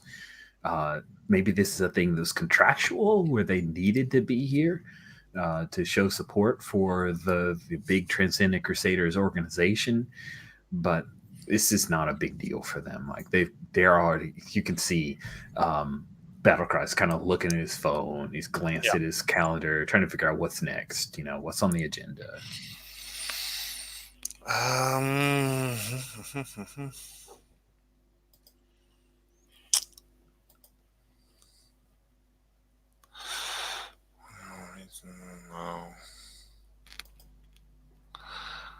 I guess I'll do. How could we become tied? Ooh, nice. How could we become tied? For Battlecry and also for Sloth. If you guys did this team up thing that he threw out? Like they really want to like go out and. I mean, they got my buttons on that one. the whole. That's how you guys can become Armature's tired. pocket was like.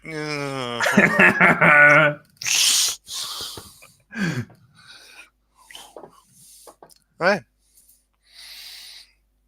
All right. Cool. Yep. So, Battlecry says, you got my number, man. We need to circulate a little bit. Don't forget about the team up idea. I'll give you a call.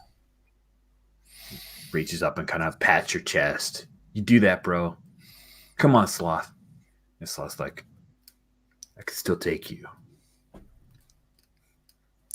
He reaches up and he rubs your beard. He goes, it's so soft. And then he walks away.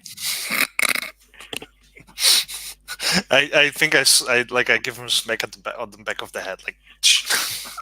He just laughs. He goes, careful my mullet, man. Fuck, he's still wearing a mullet. No. Of course he is. That's a signature thing.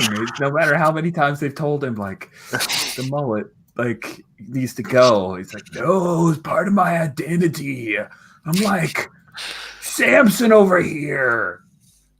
So, all right. We cut to Sarah pushing Reverend Hazard around, wheeling him around.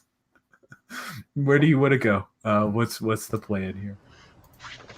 Well, is there any kind of like meet the new heroes kind of a thing going on? Oh yeah, I imagine they've got like a little lineup, and occasionally they'll like pair off and go off with an actual member of the press. But there's low-level blogger press kind of stuff going on, hangers on. This is kind of like E3 before it became super public type deal, where it's supposed to be an exclusive event, but the parameters to be able to get in are can you boost these guys versus just falling over them. Lots of softball questions are going on as you're kind of standing in line. It looks like most of them are like in a line, but you need to kind of go up to. So who do you choose first? Who do you want to talk to? I'm wanting to get to Kid Alchemy at some point here. But yeah, and also I think that just for the sake of brevity and GMing flexibility, that it's easy to presume that here is where we can kind of break apart a little bit. Yeah, if we want to divide our focus. You can give me enough cantankerous grumbles that you can wheel your own chair. I got it. And yeah, I definitely like a chance with perhaps Kid Alchemy myself, but honestly, let's just start up down the line. So I'll try and chat with Naomi Vasquez. Oh, nice. First. Cool. So Naomi Vasquez has the smallest line of all the group, and Daisy, like everyone wants to talk to Daisy. But Naomi's there. She's kind of like leaning against one of the tables. You do notice there are suits who kind of make their way behind all of the heroes, just kind of eavesdrop on conversations, to be there to like whisper in their ear, to offer them PR advice and that kind of stuff. But yeah, Daisy sees you come up and good afternoon. Hey. Congratulations. Thanks. Are you like Avian's cousin or something?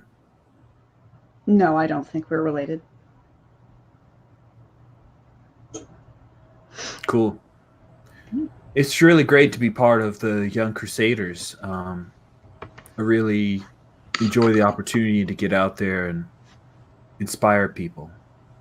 Good.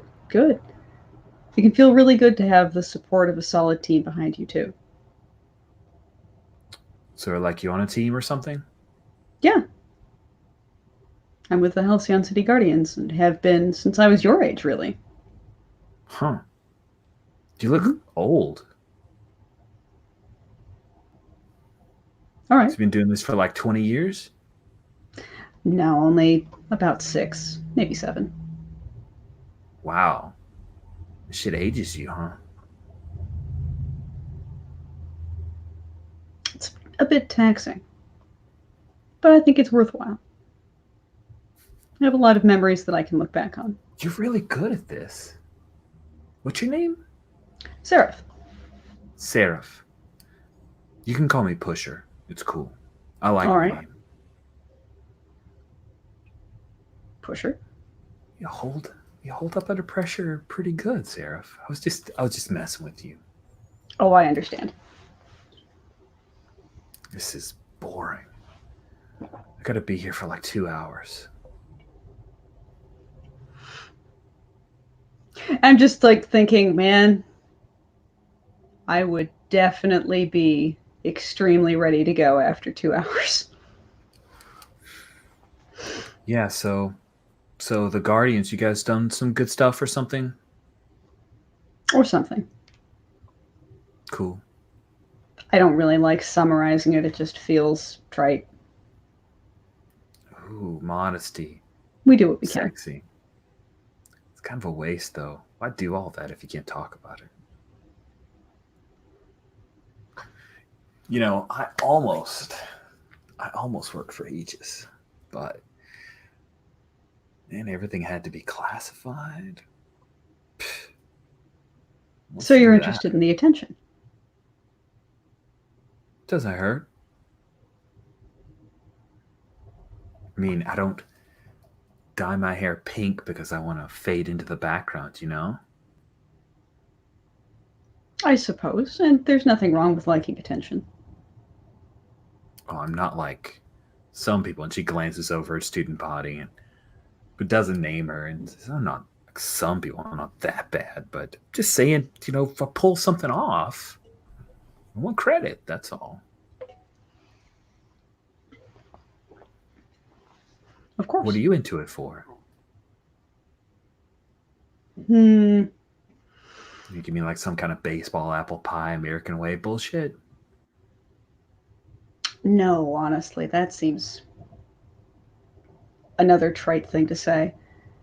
And not anything that would reach you. I really do all of this because it feels very wrong to do otherwise when I have the opportunity. That's all. I don't want to live in a world where I had the opportunity to help people and change things, and I didn't take it.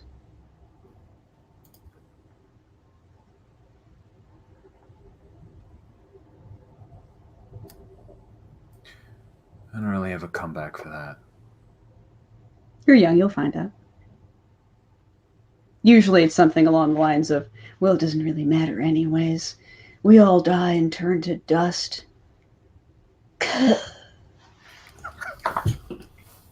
She just cracks up laughing. She's like, oh my God, that is... Oh, you meet some real characters doing this. Yeah. I need to get out. Like, we are nihilists, we believe in nothing, Lebowski level characters. It's dumb. Lebowski?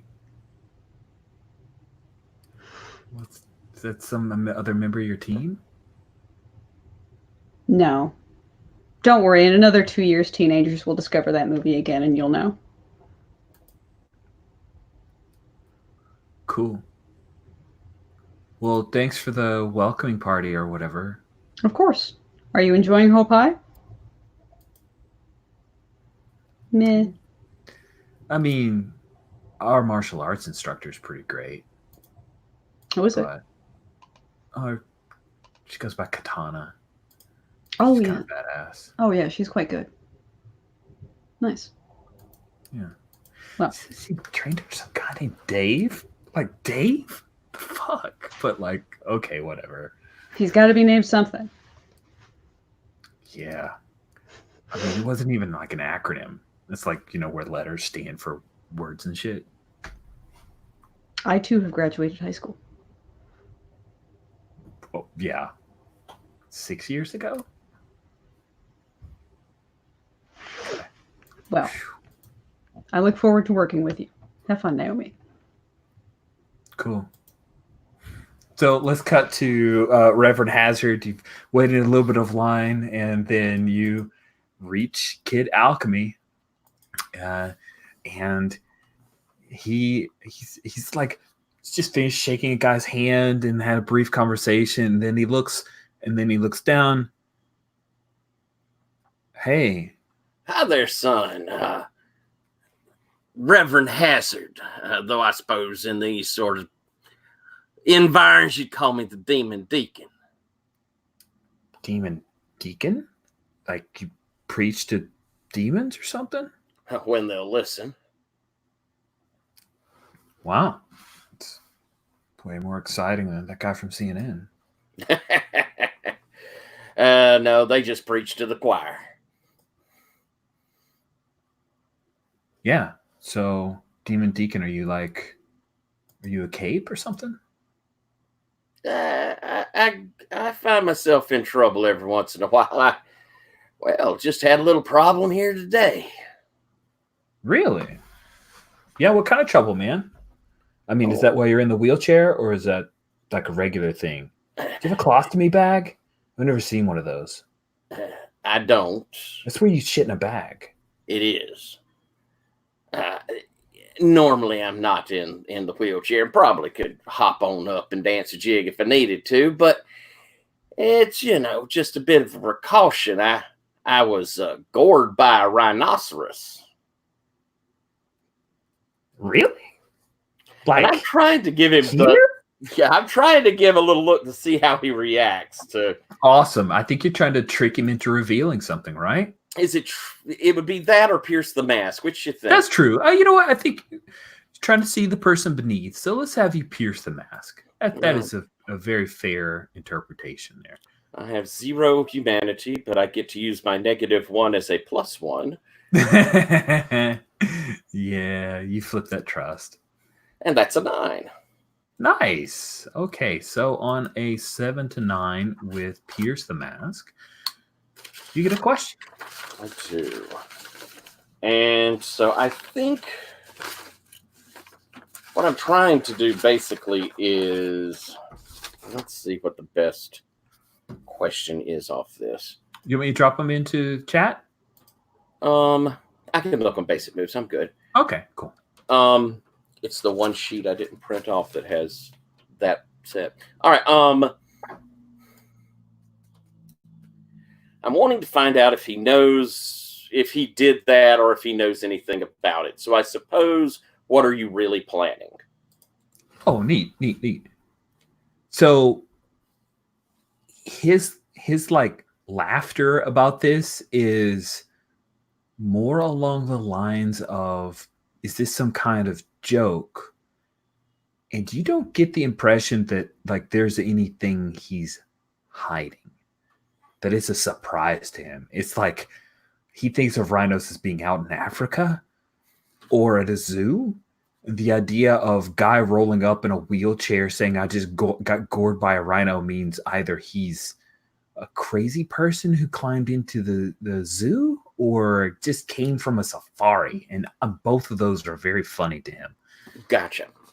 So he does this like nervous laughter of surprise and then realizes maybe that's not appropriate. And he glances back at one of his minders who's just doing the subtle like thing. And he's like, I'm sorry. I already have to give to the swear jar on that S word thing. And I didn't mean to offend you, sir. Demon Deacon, sir. We all stray from the path occasionally. It's all right, The old deacon understands that.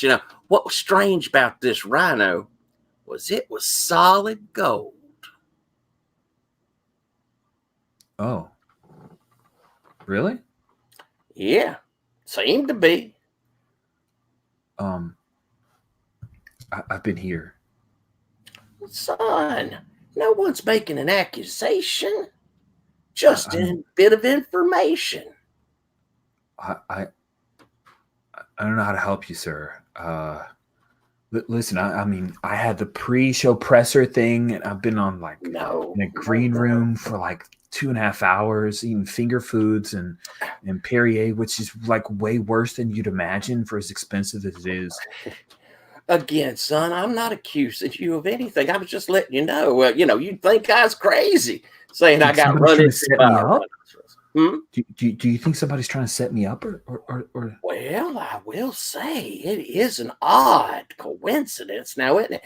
Day y'all coming out, right in the middle of the streets of Halcyon City, big gold rhino attacking things. I'll tell you, it's the sort of thing makes you think. Wow. I really need this shot. Do you need some money? No.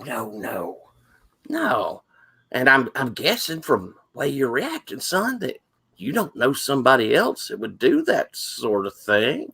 I mean, I know I at least heard you were able to turn things to gold. The things you turn to gold, do they still move about? Could you turn a rhino gold?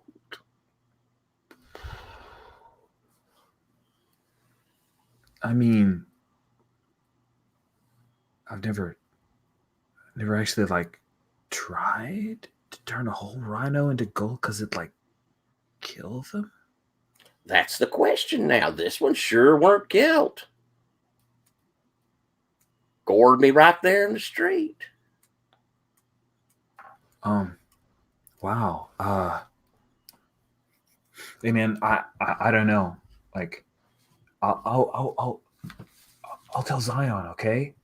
Like, I'll tell Zion that this went down. You do that. Hey, and I'll reach in my coat pocket and I'll pull out, I've got a card for my business. If you hear anything, you just give me a call, son. To call you on this? Well, it's got the number. You call me on your phone, son.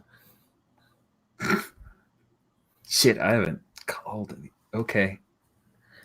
I'd love to hear. In fact, and I'll lean in kind of conspiratorially. He's trying to find a pocket on his super suit right now, like as you're talking, and he's not having much success. Back in my youth, I had a few run-ins with the bad side of things, and it took a while for me to get out of that. If you ever need some advice, son, you just need to call. The old deacon's here to listen.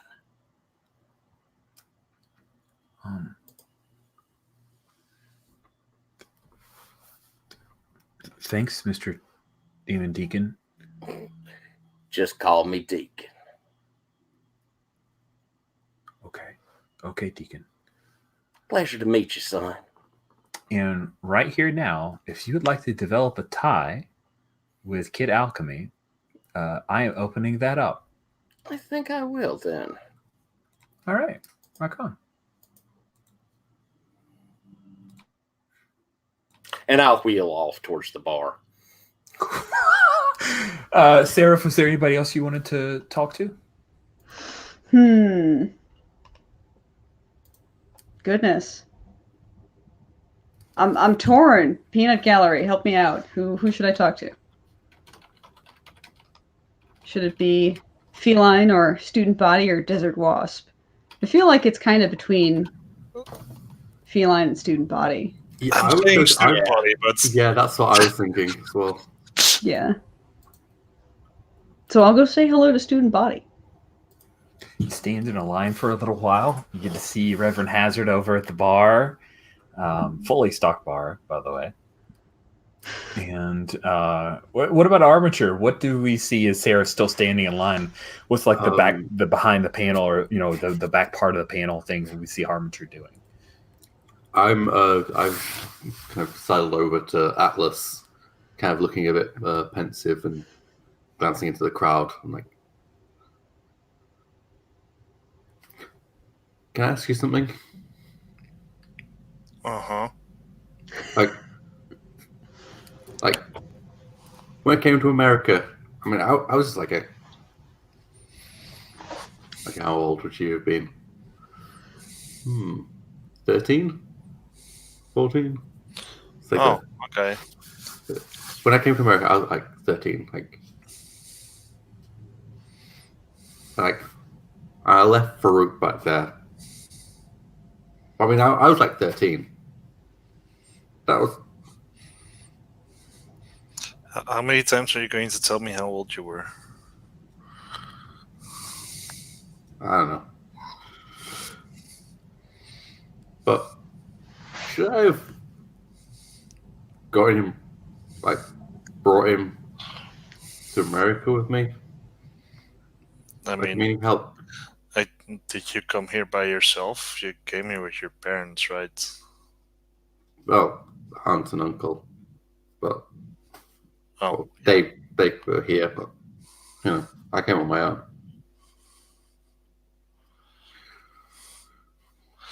I mean, I don't know about you. Scholarship. When I was 13, I wasn't doing much like that. Yeah, I mean, I was in a wheelchair, so there's that. yeah. Just like Reverend right now, actually. Oh, my brain's like, I kind of like. And I feel like I should maybe give him a push. I stand a bit awkwardly and then just like pat Atlas on the arm. Odd. You okay? The bad memories? You know, you were in a wheelchair, he's in a wheelchair. No. No, he's gonna get out of it. I got out of mine. Should I offer Farouk a job? That sounds nice. I mean, he says he's on it and NDAs and stuff. I mean, it's better than working for those asshats. Is this something I should apologize to him for? Just offer him a job. Talk to him. See how he feels. This is not rocket science. Come on. And you know rocket science. Would you do it for me? Talk to your cousin. No, our character Farouk is the guy who helped who used my schematics to build me my first prosthetics.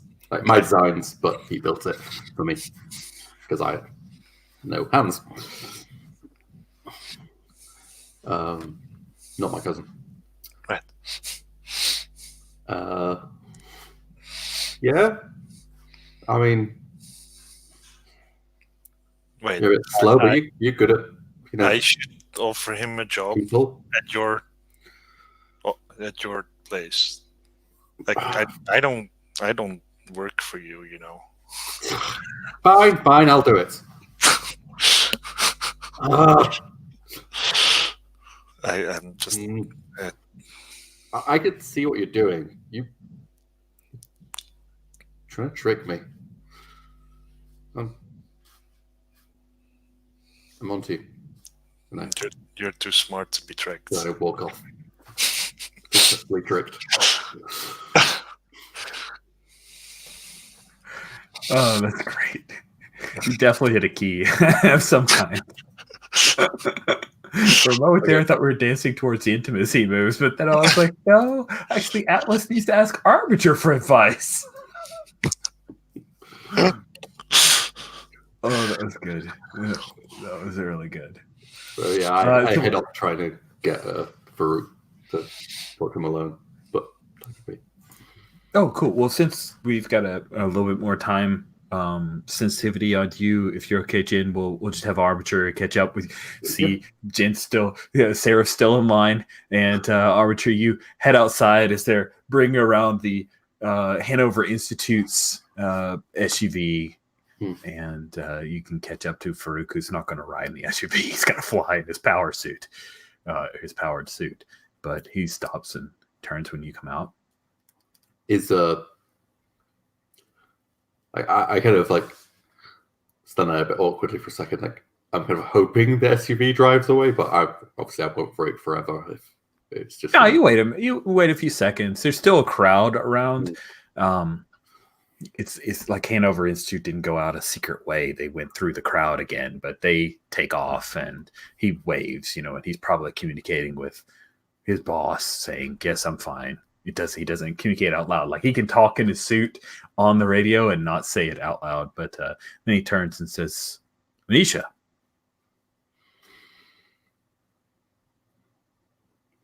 Work with me. On what? On not working at Hanover. You come to work for me.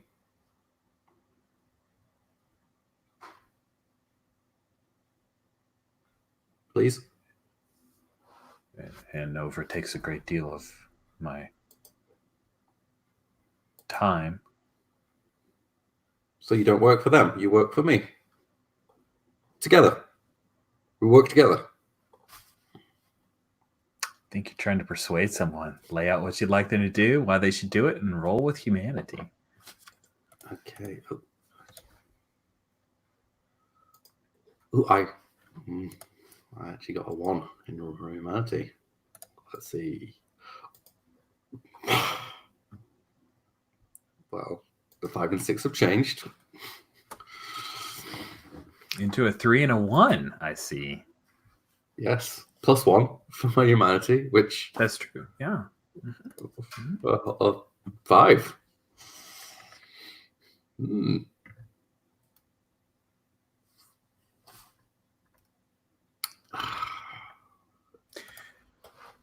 This little faceplate opens up. It doesn't just like go up. It just sort of just like opens up like this, and it slides back. You know, the cool thing where it like rings around his chin. And he looks down at you, right? Because he was always a little taller, and he steps up into the powered armor. Yeah, I'm not a tall person. He looks down at you and he glances around to make sure that while you're the focus of attention of people, because you're 2 superpower beings and the only ones that people can mostly see, that you're at least out of earshot, he says,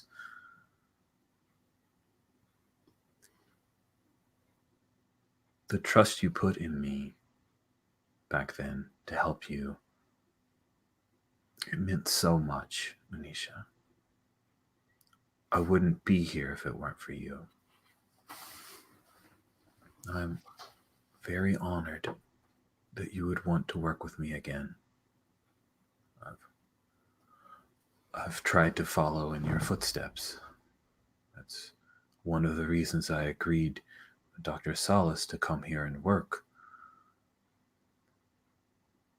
I will need to speak to legal counsel. There's a certain amount of restrictions to my employment. I'm not entirely sure that I can easily extricate myself from the agreements that I've made. I can get lawyers.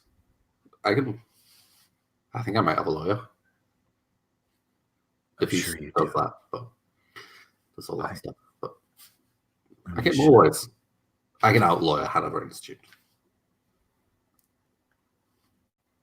Just say you want to. Of course, Project Destroy Hanover Institute can begin. That was a joke. That was a joke. Your opinion of Hanover Institute is not based on fact, Anisha. They have done a great deal of good for Halcyon City and the world. I'm committed to making sure that they stay on the right path. I would like to work with you, but I need to leave Hanover Industries in the right way.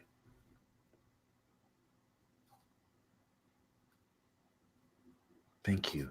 This means so much to me. I thought that I had disappointed you.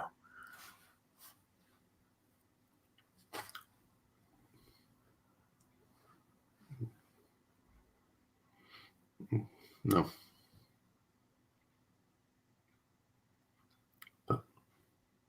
And did he? You hear this? As he reaches out and he kind of pulls you gently towards him, where you can easily extricate yourself if you want. But it looks like he's going to give you some kind of powered suit hug.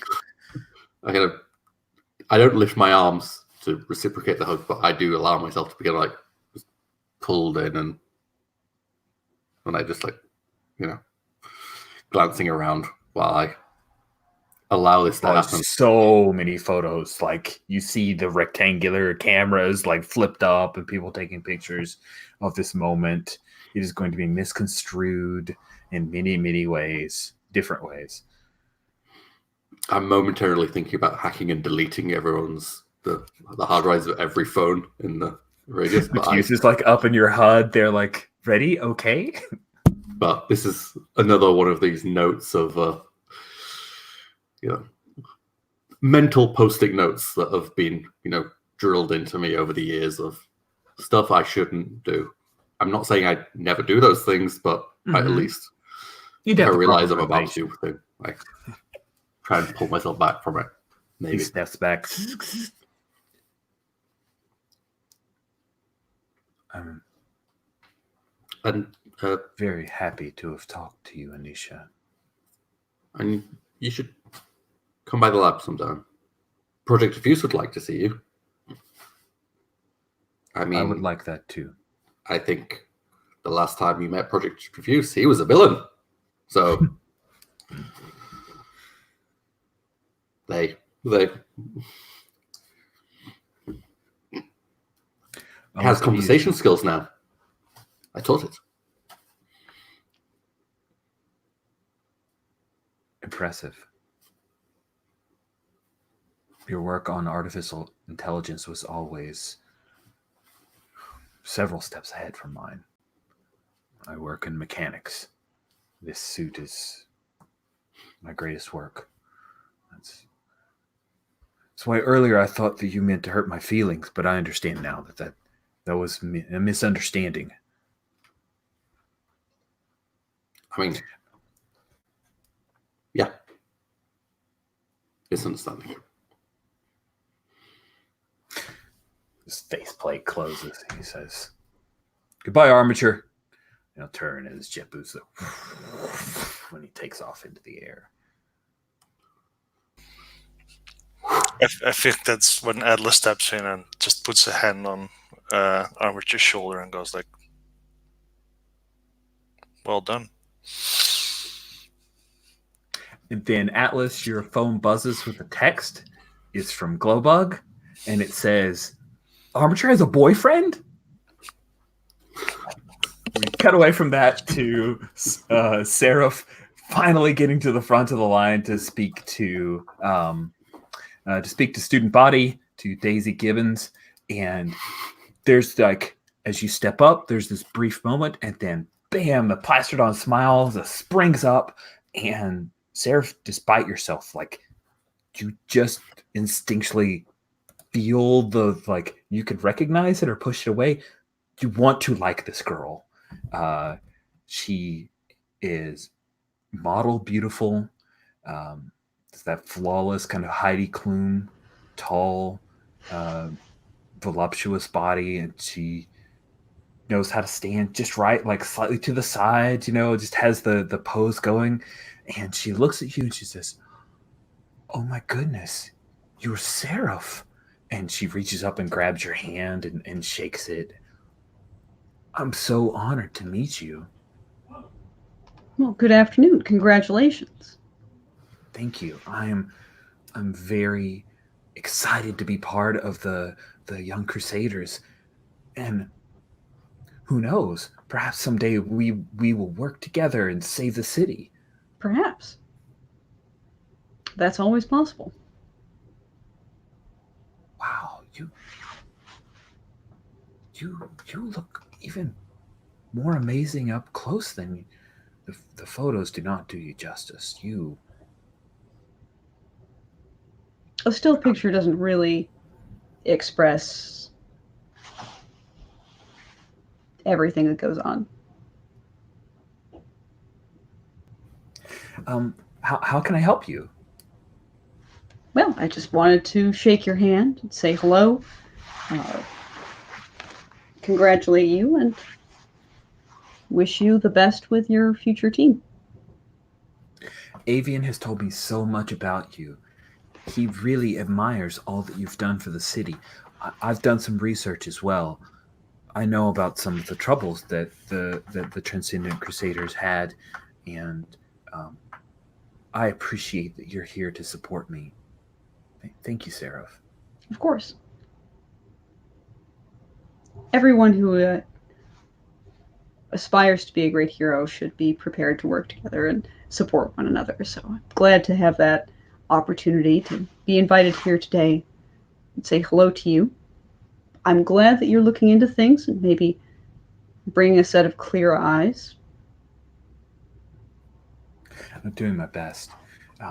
We're all young, and sometimes we might make mistakes, but I know that everybody on this team has a good heart.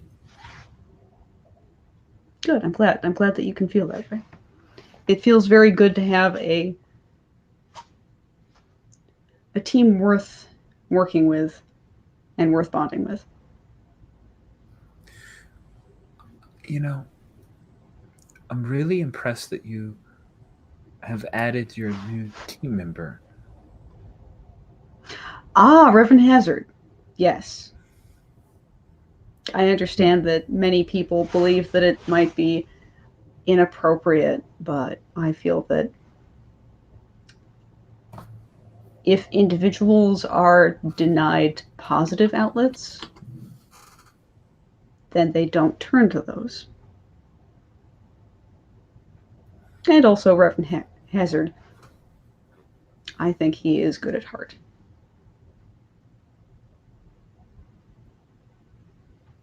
That makes sense. If anyone could help him, I'm sure it would be you.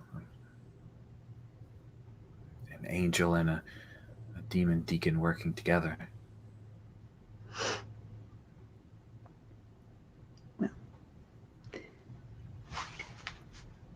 people surprise you if you give them the opportunity.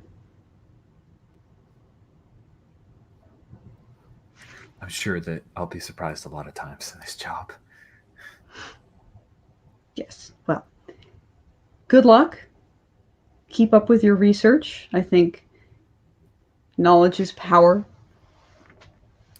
as several Hope Academy alumni have told me. Thank you. I'm sorry. Can I ask a favor? Go ahead. Can I take a picture with you? Of course. And then she pulls out. She's got her phone, and she comes up for like a little group selfie. And she kind of poses against you. And what is Seraph's general pose? Because hers is very teenager taking a selfie with a celebrity. So yeah, Seraph's pose is like a lot more like fluid and relaxed, and it's not teenager taking a selfie, but it's not like stiff-assed. I don't know how to take a selfie with somebody either. You know, so it's that comfortable with selfies selfie. Nice. Cool. So when she reaches up and wraps her arm around you, I need you to take a powerful blow.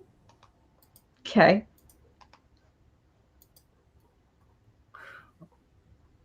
Or I'm sorry, weather a blow. Sorry. Of course. Sorry. Bad terminology on me. This is interesting. So for one, I don't have my physical dice with me, so I'm going to have to use the dice roller on my phone. Okay, I trust you, just like I would trust you with physical dice, and I'm sorry about that. You could also designate one of these guys to roll for you on the roll for your party. It's however you want to do it.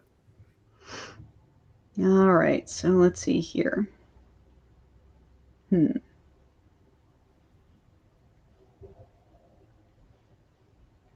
Interesting.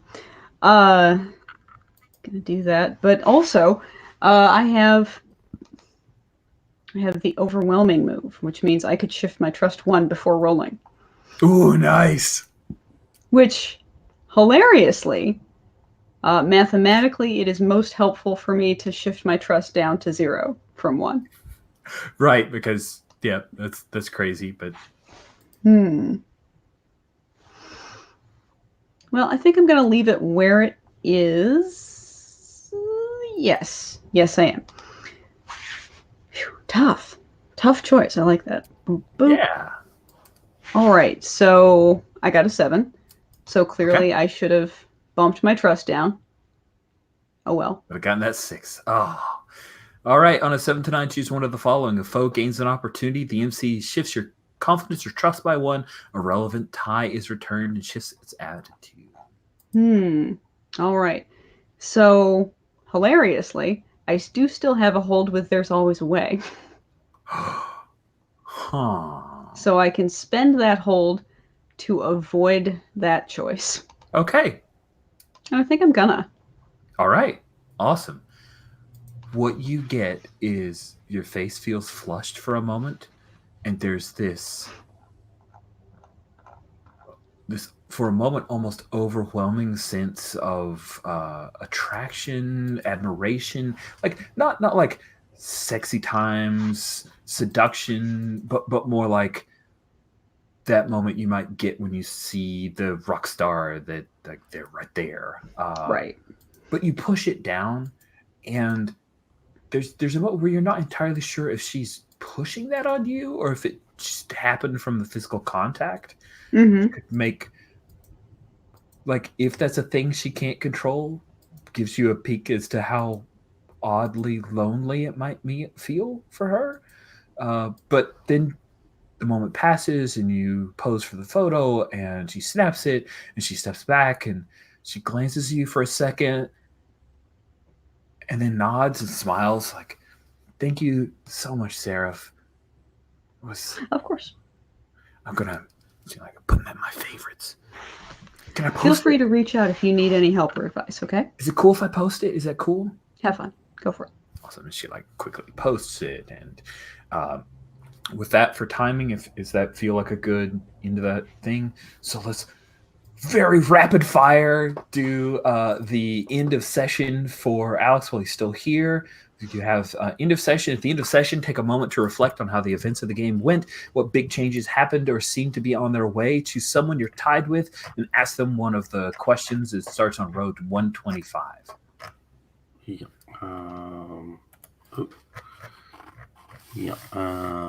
There we go.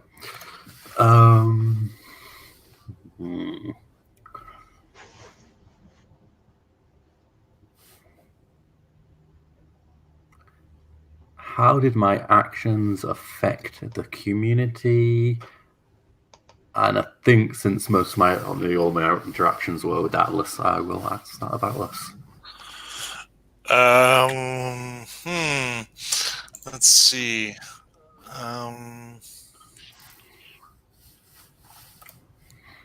Like, I feel that's like maybe the like impersonal autographs, like just letting the tentacles do the work. I feel that maybe would have made the community go a bit like, well, come on, try a bit harder. But on the other hand, it's also like getting the autographs to everyone, so it's like, There was a certain I was a bit too detached with my interaction. Exactly. So A bit cold. Yeah. So like, I feel like maybe trust down by 1. Yep. Because of it. Oof. That's what you get. Oh, too bad. All right, cool. With that done, does anyone want to ask Unisha their question while we still have I do. Okay, all right, cool. So, Unisha, how did I affect you this session?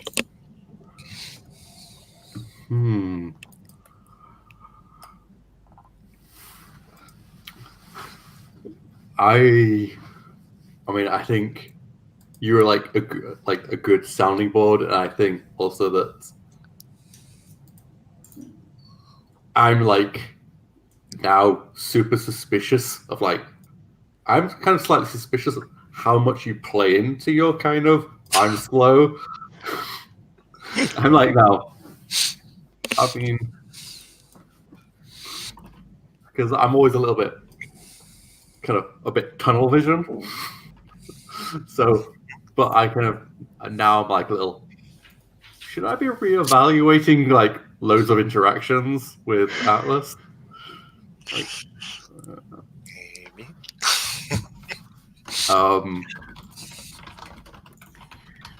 I'm going to put his confidence up to. What point does it become overconfident? At 2 already, so. Yeah, he is set up. We are going to see things. I gotta set up some situations for confidence-related reactions. Fighting. I'm putting it like, yeah. 3 confidence, great. Yeah. 3 confidence, 2 trust. I'm like set up for some high rolls. Yeah. That is great. I'm going to guarantee an overconfidence. I really want to see it. Cool. Alex, if you need to go, go. Yeah, I do have to go. Because I'll keep asking you stuff and keep you around, but I know you need to go, so we'll let you go. Thank you so much. I will throw up some roses and thorns or stars and such. Throw them up there. When I can. Okay. Night, guys. Well, have a good day. Bye. See ya. Cool. All right. With the 4 of us, I think the widescreen works a little better. I like the 5, though. I do think the tighter portrait for 5 does. So thanks for the suggestion, Tyler. Awesome. So let's do some stuff. Atlas, you already did your question, so we'll go with Seraph. Seraph, for your into session. Who do you want to question? Let's see here.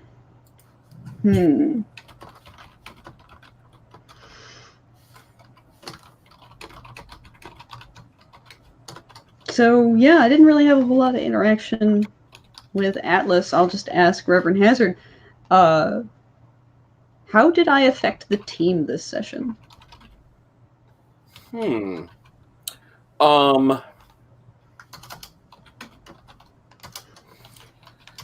I know on a personal level how you affected me. For the team, I think there was an element of when you arrived, you sort of took control. It was giving purpose to a lot of what we were doing.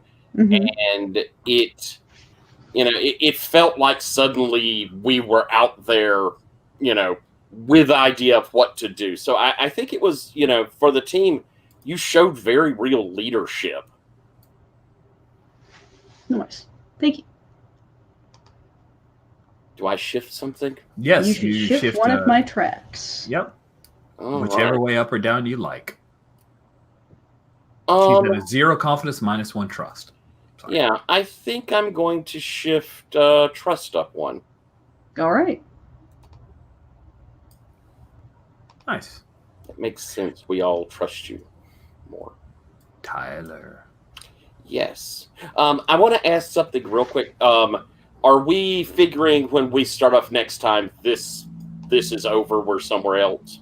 Yeah, we're going to jump forward some time and give it space.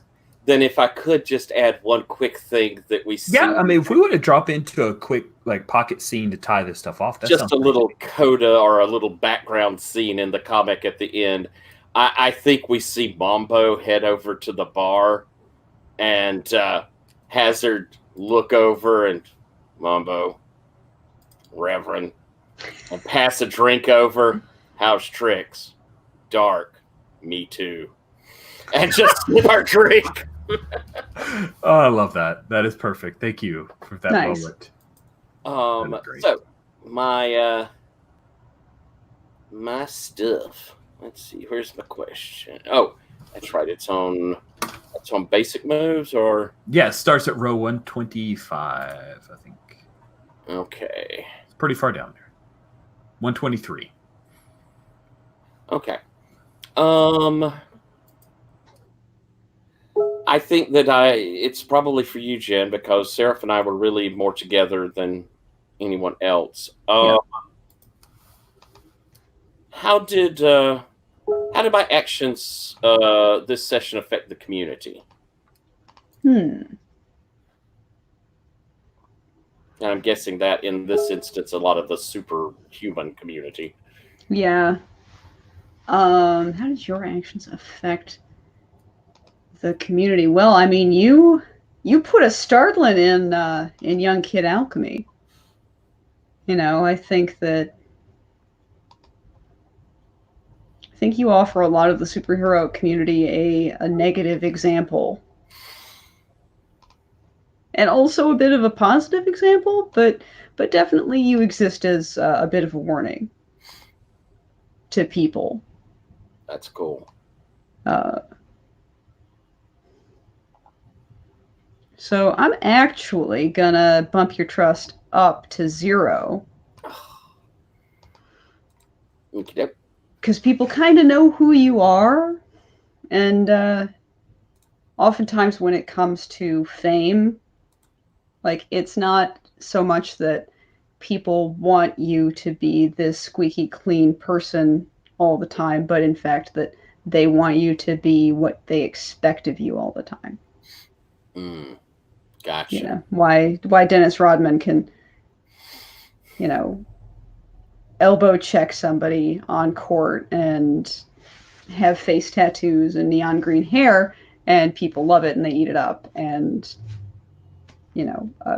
Tiger Woods swears on TV and his rating goes Gotcha. for weeks, Cool. Thank you. Mm-hmm.